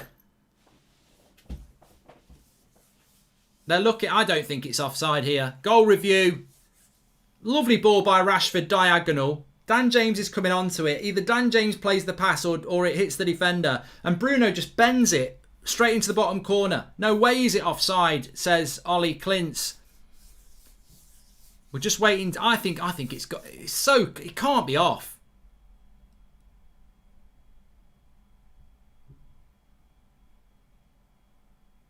Goal! Who's the daddy? 2-0. Bruno. They celebrate now. Breathing space. What a fantastic finish by Bruno Fernandes. And it's Manchester United 2-0. The guy is... I tell you what. Phil Jones, your pink boots need burying because that's how you wear pink boots. It's the pink boots. It's the pink boots, Bruno. He has... Finally, I've been waiting all these years. I've been waiting for somebody to do pink boots justice. And it's Bruno. 2-0. It's the pink boots, Bruno. Get in. 2-0. Lovely. Oh, it's a great finish. What a finish as well. It deserved a goal. And I think Dan James gets the assist on that as well. Lovely team goal. 2-0 to Manchester United. And Bruno's on a hat-trick. Doing it on the European stage now as well. What a finish by Bruno Fernandes.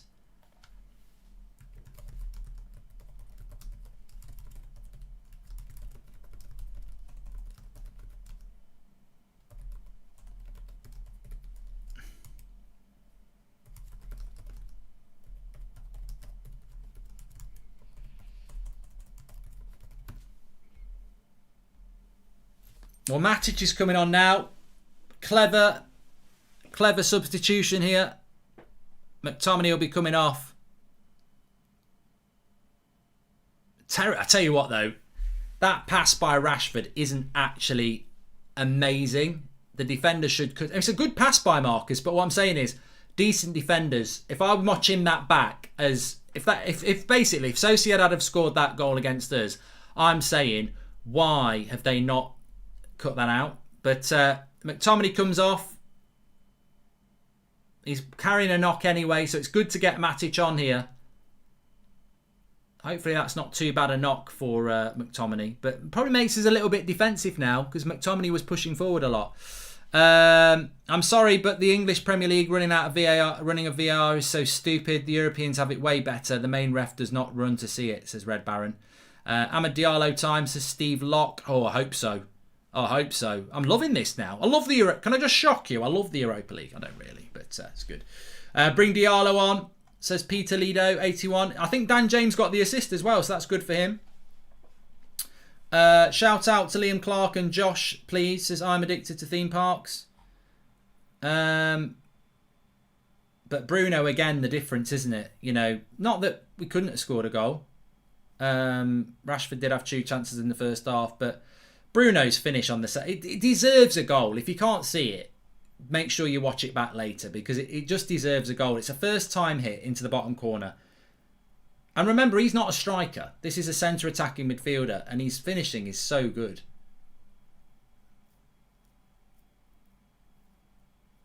He's just so... I remember when we were talking about buying him and I said he's a stat padder. And somebody said, oh, that's not very nice. And I said, no, I love the guy. He's a stat padder in the best possible sense. No matter whether he plays well or not, he will get you goals and he will get you assists. He's just absolutely relentless. He's relentless, Bruno Fernandes. And I'm so glad to say it's the pink boots because it's now used in a positive way. But they've all played well. They've all played well. And look, I don't think Dan James played very well first half, but he's got an assist. He's making more intelligent runs this half. Why? Marcus is in pink boots as well. I tell you what. It's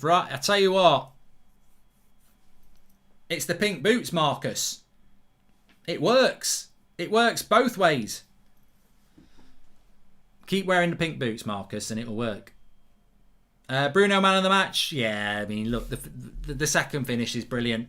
Mark, that was a good pass to Bruno by Rashi. Bruno caused the defender make a mistake and great pass to Bruno by DJ. No, I disagree. I don't think it's a great pass by Rashford at all. I think there's nothing wrong with the pass, but I think as a defender, they've got to cut it out. And it's very much like the first goal. there's no decision in. I don't know why I'm critiquing the Sociedad centre-back pairing, but on both goals we've conceded, there's a total lack of decision-making from both their centre-backs. I disagree with Ricky, but I think James has a very understated role just because his lack of flair. He brings better shape to our team, says Luke. Brings zero creativity, though. I know he gets an assist there, but you know what I mean? Like, there's not a lot. He works well in a defensive system, and I know we're winning 2-0, but we're definitely hitting on the break. We're not building the play, are we? We're hitting them on the break. They're the possession team. We're the counter-attacking team. And yeah, I think Dan James works well in that sense. Leeds was a counter-attacking performance. Leeds had more of the ball. We beat them 6-2 or something like that. But you can still smash a team by being a counter-attacking team. And I think Dan James works well in a system, and Ollie's been very intelligent with this actually. He's obviously seen a team that plays a little bit like Leeds. They play look how open they play at the back. They play a back four and everyone else is moving forward. So if you can win the ball, you can get at them quickly. And I think Ollie has, effectively done quite well. But what I want to see is Diallo on now. Give him half an hour. Well, you can't give him half an hour. Give him 20 minutes. Give him 25 minutes.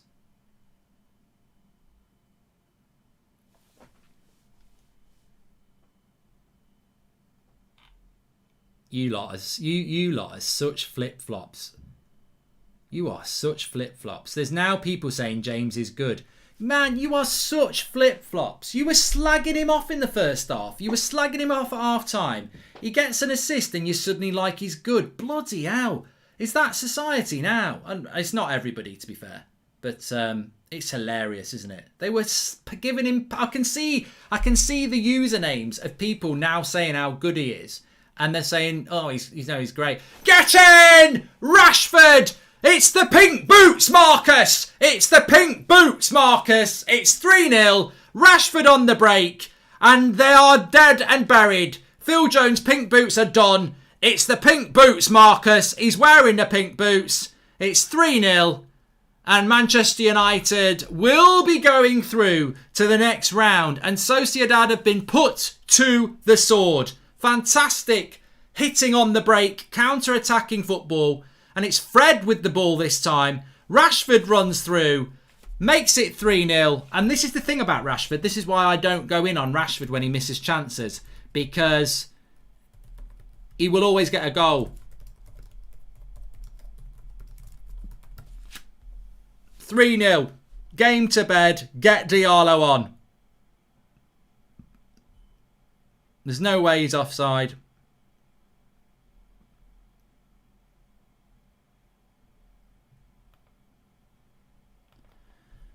Game over. Tie over. They ain't coming back from this. They're not coming back from this. Very, very impressive from United tonight. Tie over. Pink Boots FC, says Stephen Aspland. And nice ball from Fred as well.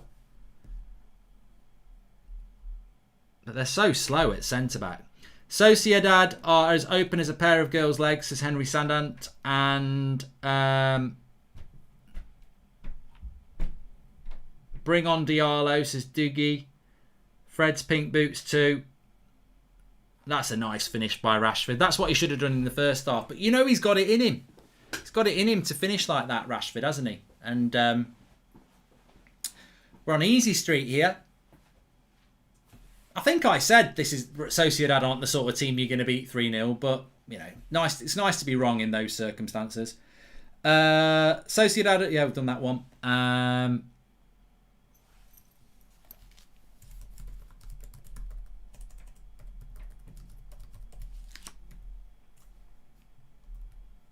If you can't get Diallo on now, he'll never play for United. Like, give him 25 minutes. We're 3-0 up. Come on. Don't go giving him fucking 10 or 5. Get him on now. Give him a proper debut. Give him a proper 25 minutes. Come on. The mystery man says, Dan James is bloody awful. That assist was a complete miscontrol. He's shocking. Well, I'd have to see it again. Note the distribution from Henderson and Fred to get the counter-attack started. Absolutely clinical, says Bryce Jones. It's been a counter-attacking masterclass. And, counter-attacking football is something Ollie was talking about yesterday. Here's Greenwood. And Dan James makes it 4! It's 4! Oh, he's offside. How have you got yourself offside, mate? How's he got himself offside?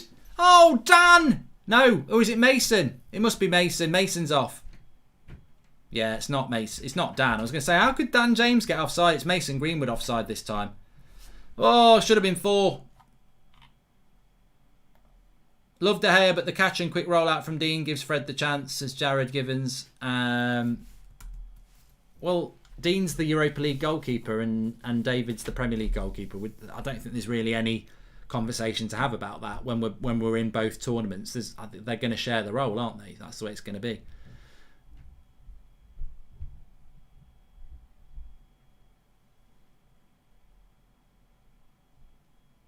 And Greenwood was offside there. He was off there. Had enough if you don't get hammered on. Why Martial, says KS. Bid E. Martial's come on for Rashford. I'll just make the changes on the team. Just realised. So you know. So McTominay's off. Matic is on. And Anthony Martial is on. And Rashford is off. Player ratings are going to be good tonight. They'll be opening up soon. There's goals in this game though, isn't there? There's goals. There's more goals in this. Why does that one say West Ham? Sociedad. There we go. Mark, when I said bring on Diallo when we were 2 up, I didn't mean tonight, but now it's happened. It's Diallo time, says Luca. Well, it's been a fantastic performance from United, and you know, nothing's going to take away from that. I think it's been really good tactically from Ollie.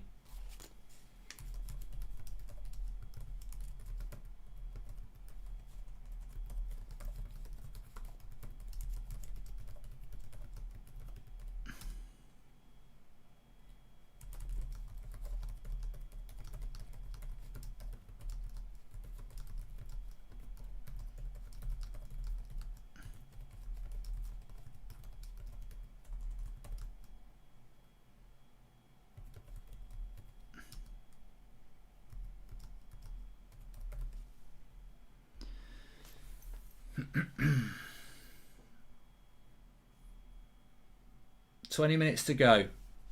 All eyes on Diallo now, isn't it? Their number 2's just gone off. The great thing about this is if we keep a clean sheet, and they're making a couple of substitutions, if we keep a clean sheet, they'd need to score 4. So we can effectively go into Newcastle on Sunday with confidence, and then at Old Trafford, you wouldn't need to put your strong team out. You could put your strong players on the bench in case you need them, and make a few rest a few players. So it's actually worked really well. And you know, I was concerned. I wasn't really happy with the starting lineup. I'll be honest. I was because I was worried about fitness, and I felt that Newcastle was more of a priority. But it's gone. You know, Ollie's a lucky manager, isn't it? It's gone fantastically well. We haven't picked up any injuries. We have got 3-0 up. We deserve to be that. And at the moment, it's looking like the perfect night if we can just get Diallo on. Diallo's not even warming up yet. Embarrassing, Ollie, says Michael De Silva. And isn't this the right game to try Diallo, says Juan Diego. Well, yes. Mark, told you keep the faith with Rashford, says Mikhail. So it's always a 90-minute game. I said it as well, Mikhail. I said he missed a lot of chances against PSG, didn't he? And then they ended up getting the winner. Maguire coming forward. Gives it to Tellez.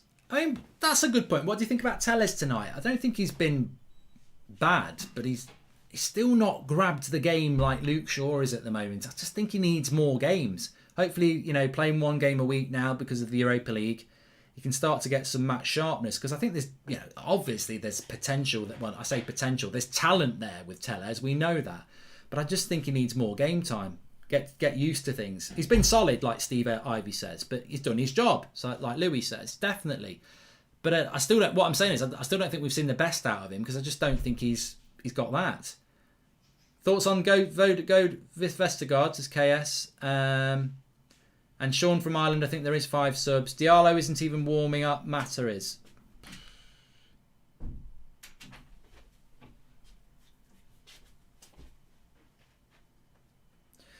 Well, I'm not going to let it ruin the night, but if you can't get Diallo on in a game like this, when can you get him on?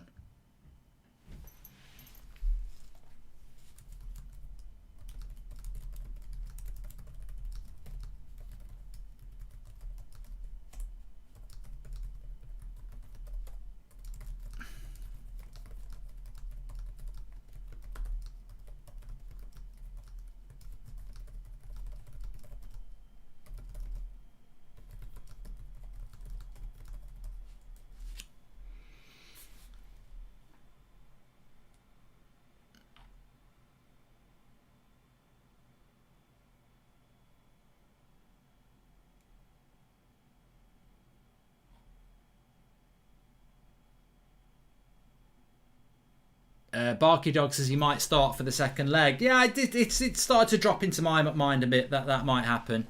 Hi Mark, thank you for all your hard work through lockdown. Watching it with you feels like watching it in the pub with my mates. All the best, says James Pattinson. Thanks very much, mate. Another cross comes in, then goes out for a corner. Please subscribe, by the way, bottom right hand corner. I don't know whether we've hit 988 yet, but we were trying to hit that tonight. Bottom right hand corner to subscribe, 988,000. And dun dun dun dun dun dun. Dun, dun, dun, dun, dun, dun. Player ratings is open, so I'm going to get that for you now. Sociedad have been really shit this half, haven't they? Call a spade a spade. They haven't been very good. Let me just get these for you. UnitedStand.com. Look at Martial with the tricks. Nice little play there. Holds it up, gets it to Bruno. To Greenwood, poor first touch. Tackle that.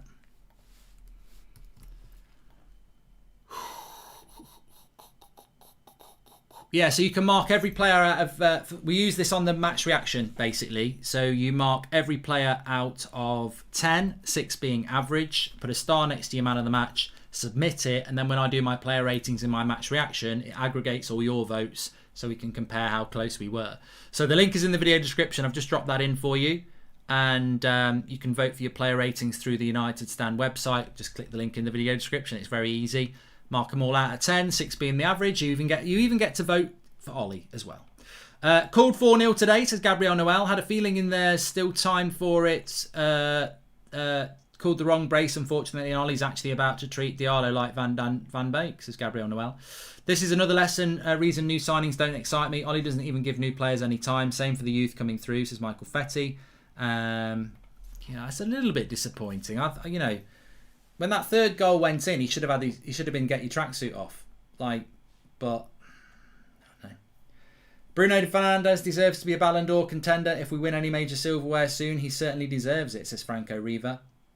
Why is Bruno still on as well? Yeah, he's surely going to get Bruno off for Mata. Hat-trick, isn't it? Trying to get a hat-trick. Bruno never wants to come off, to be fair. Long ball over the top. Headed away. Eric Bailly. And I think Eric Bailly's grown into the game as well, hasn't he, as well? He's had a good game. Be interested to see what people give Eric Bailly and Harry Maguire, actually. Mark, thoughts on Ollie's man managers of Greenwood this year? Also, do you think our strikers miss may cost us like our centre-backs mistake eventually, says Kieran Byrne. I think if our strikers get the chances they should be getting, I don't think their misses will matter. They only matter because we don't create enough. Greenwood looks knackered. Man, Ollie can get Darley on for him. We're comfortable. Also, he can sub Bruno as well, says John Prafshenham. Well, even if Diallo comes on now, he's getting 10 minutes, isn't he? It's not really what we wanted. So hopefully he'll start the game in the second leg.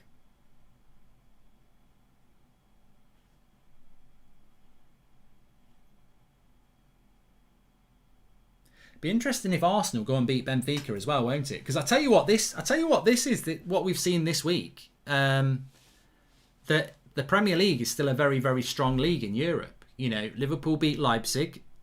We've beaten Sociedad. It just shows, you know, they're 5th in La Liga and we've battered them. So it just shows you that the Premier League is still a very strong league in the Premier League, in Europe. Dean says, do you think we'll beat Newcastle? We've got to beat Newcastle. It's a must-win game. Absolutely a must-win game. And as the pinned note says, please do subscribe. Link in the video, sorry, bottom right-hand corner, or you can just use the link on the live chat that is pinned. Brother, pint of what beer? Please don't say Stella or Bulmers, says Megatron. No, I don't drink that. I wouldn't mind a Guinness at the moment, to be fair. Pint of Guinness would be nice. Clean sheet would be good. Bruno go, yeah. To be fair, Henderson's had nothing to do. He's not had a save to make, has he? Like, they've not actually created anything, Sociedad. They've been very disappointing. I mean, Yazabel's been pocketed. Like, literally, I've not noticed him do anything. Yanasai, a couple of bits, but not a lot. We've just been way better than them. If Harry and Lindelof play against Newcastle, do you think we will struggle, Mark Hurtado? Well, Callum Wilson's out. They don't look that strong, but look, I think we know that Eric Bailly and Maguire should be our first choice centre back pairing. Paul Cheeseman says it's out of order that we haven't given Ahmed any time.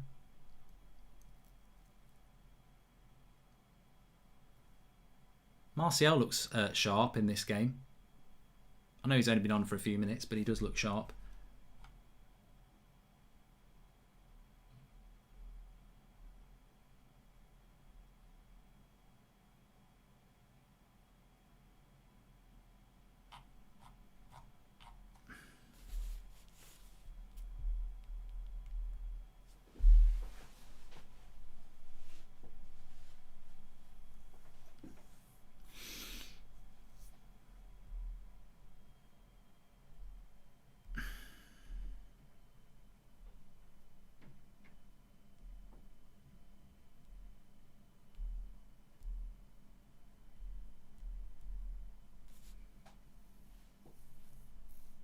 We're not going to see Diallo, are we? I predicted 92nd minute, didn't I? He'll bring him on for like 2 minutes. It's not long enough. It's not long enough, Ollie. You can't moan though, because we've played so well tonight. You can't moan. The win's the main thing, but it would have been so nice to see him.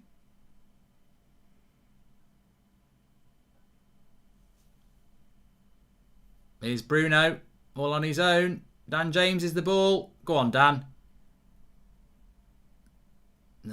Keeper saves it. Should have scored. Would have been another assist for Bruno. Lovely weighted pass. Keeper saves it with his feet. I'm sure I saw a mad start to warm up, Mark. Should have been earlier, but sometime is better than none, I suppose, says Finn Carney. And Ricky going to give James man of the match tonight, Mark. Great effort from the boys. Come on. Well, he can't now because Dan James should have bloody scored there. Michael Southcombe, thank you very much. On the Dean Henderson De Gea thing, I mean, obviously I stand with De Gea, but I don't tonight. I can't give Henderson anything more than a 6. Apart from the rollout to Fred, I don't think he's had anything to do. He's made a couple of catches, but I can't think of a save he's had to make that's difficult. I mean, it's not Dean's fault, but as I said, I don't really. I think people create problems when there's no problem there. Dean Henderson's going to play in the cup games, and David De Gea's going to play in the league games, and until there's a reason for that to change, which there isn't at the moment, it's a mute point. There's no point talking about it, and I think that's where Solskjaer would sit on it. But I just voted and saw Ollie with a 5.3 and Martial with a 4. I'd love to hear the reasoning behind that. There you go.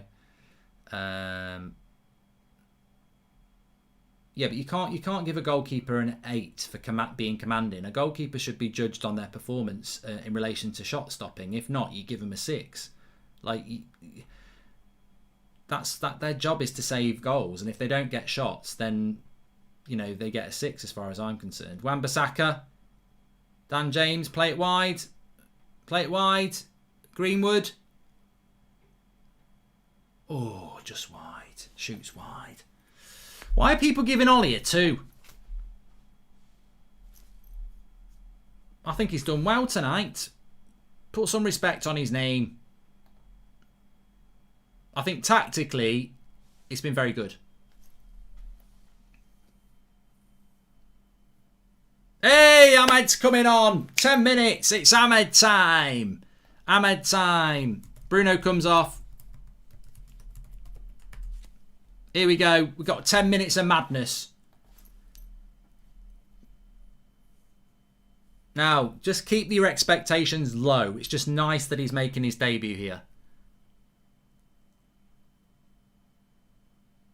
Bruno for Mata. Ahmed comes on for Greenwood.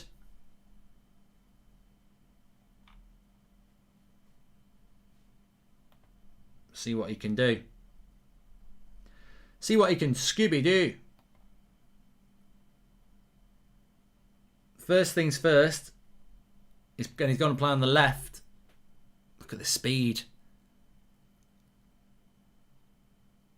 I just want him to get the ball and see what he can do. Look, I've got no pressure on this kid, and nobody else should have any pressure on him. It's just really about getting a few minutes, seeing what he can do. But you know, his body shape doesn't look out of place, does it?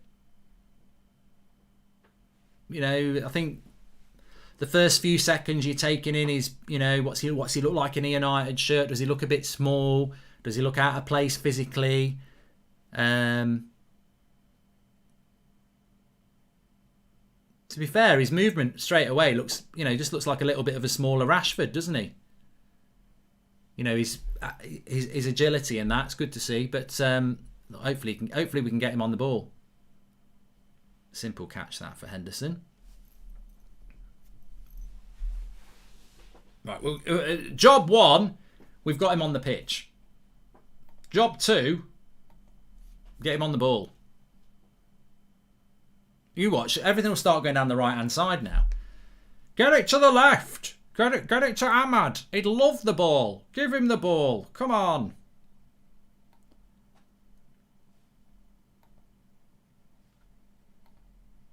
Excitement in the live comments. You love to see it. You love to see it. He's playing off the left at the moment. And I can actually do something here that's very exciting as well.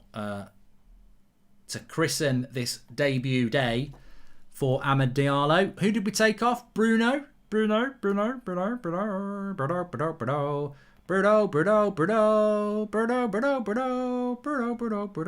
Mattered there. Greenwood came off. Diallo came on. Martial went up front.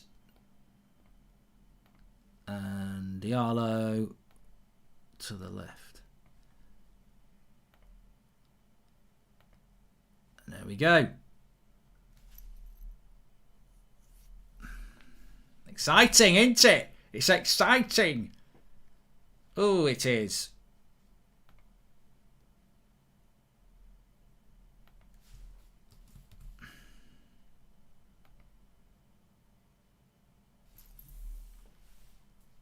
Gonna have a good time.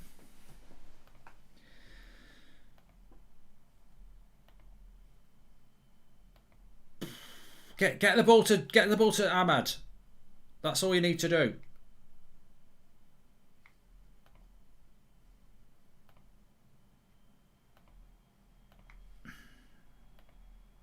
Thoughts on Sociedad? I think we've just been too good for them. I think tactically, I don't think they're a bad side. I just think Ollie's tactically outdone them. I don't think they'd be used to this style of play very often in Spain, where there's a team that's just sort of defensively compact and then hitting them on the break with pace. So, but it's been very impressive from Manchester United. A perfect away performance. Even though it's not technically away, we've played it like an away game, and I think, you know, we're through to the next round, aren't we? You know, a lot of us were saying, would you like to get knocked out and Imagine if we played this well against Leipzig, 'cause it's Donskop. Different game, isn't it, though? You know, different players, different qualities, different coaches, different countries. You know, the Bundesliga is probably better up. But give it. Oh, Mata the other way. Give it to bloody Ahmed. Stop going backwards. Need to get him on the ball. Please subscribe, by the way, bottom right-hand corner.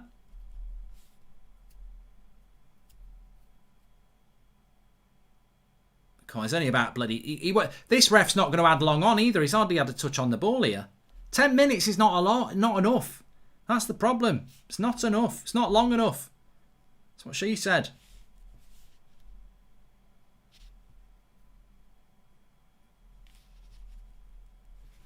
It is not long enough.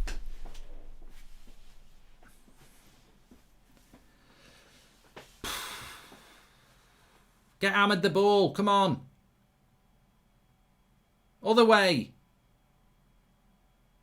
Switch it, Tony. Switch it.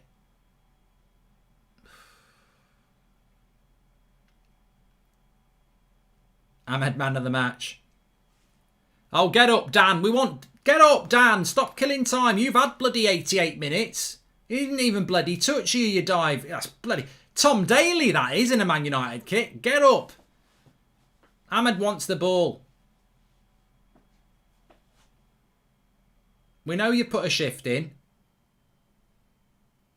You can keep the F in the word this time. We normally have to take the F out for a Dan James performance. Shift. If you know, you know. I'll tell you what's going to happen. He's not going to get a bloody touch on the ball now, is he?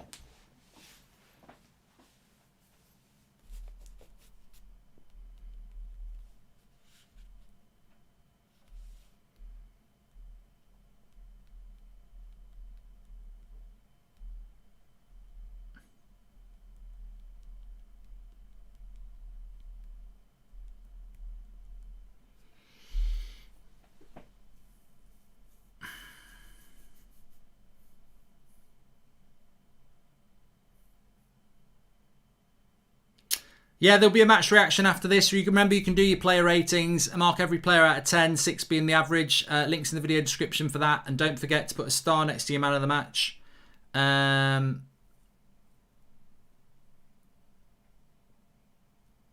it's been a really good performance. Dan James, go on, Diallo. Back post, back post.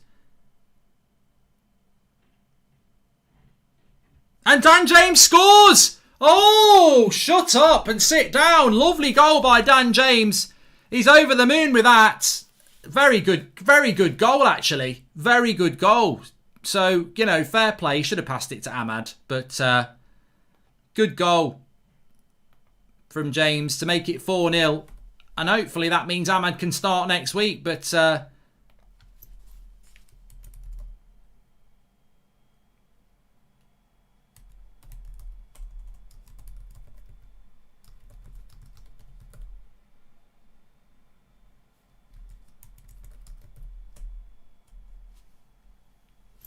Ricky's absolutely going mad. I mean, the keeper should have saved it, to be fair. But the great thing about that goal is it just puts the game to bed.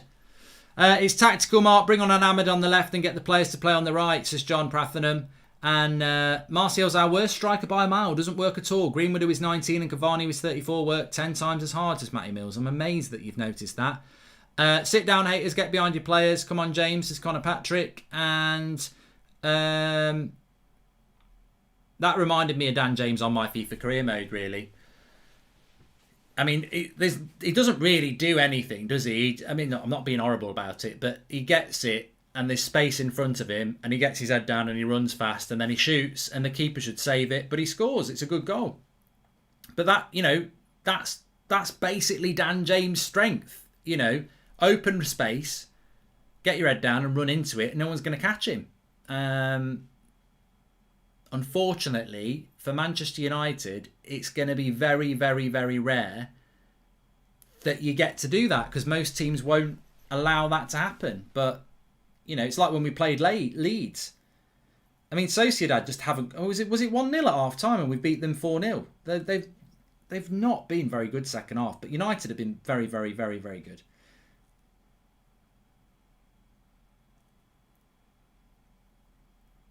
I talked up this Sociedad side. I sort of did, but I didn't expect them to be this bad. But I don't watch La Liga, so I sort of blindly talked about it, really. But what did I say? I said if United win this game, it's a fantastic result. So here we go. Ahmed, give it him back. Give it him back. Give him back, Martial. Go on, Ahmed. Go on. Oh. Tried a step over. Didn't work. Get your head up, lad. Get your head up. Don't worry about it.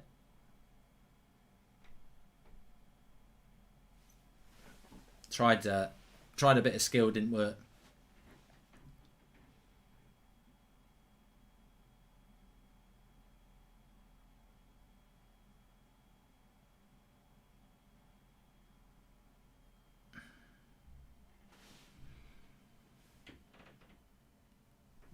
Three minutes to go till full time.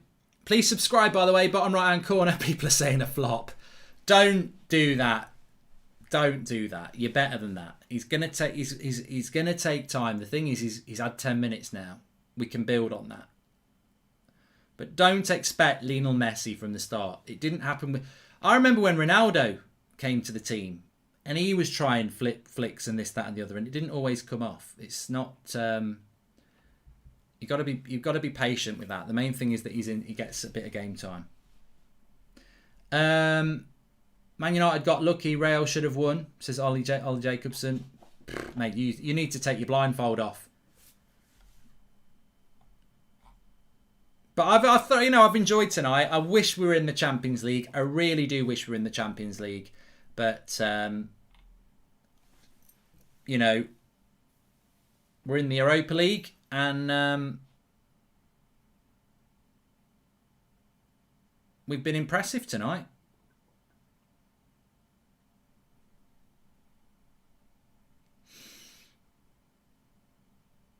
I think I'm going to surprise a few people with my Dan James player rating score. Tune in for the match reaction for that. You're not going to be happy. You're not going to be happy. I'm not changing my mind because of a goal. I'm telling you now, you're not gonna be happy, but it's my honest opinion of what he deserves. Thoughts on Harry and Eric tonight, says Finn. Well, I'll talk about it in the match reaction. It's a very, very good that's a good area that we need to discuss as well. There, that was better from Diallo, and he wins a foul. Tight space skill, yeah. You're not hammered out now, are you? Techers.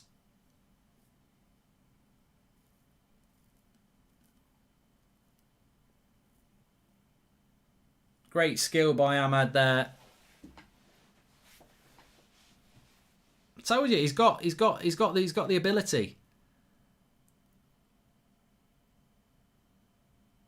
Mata with a shot.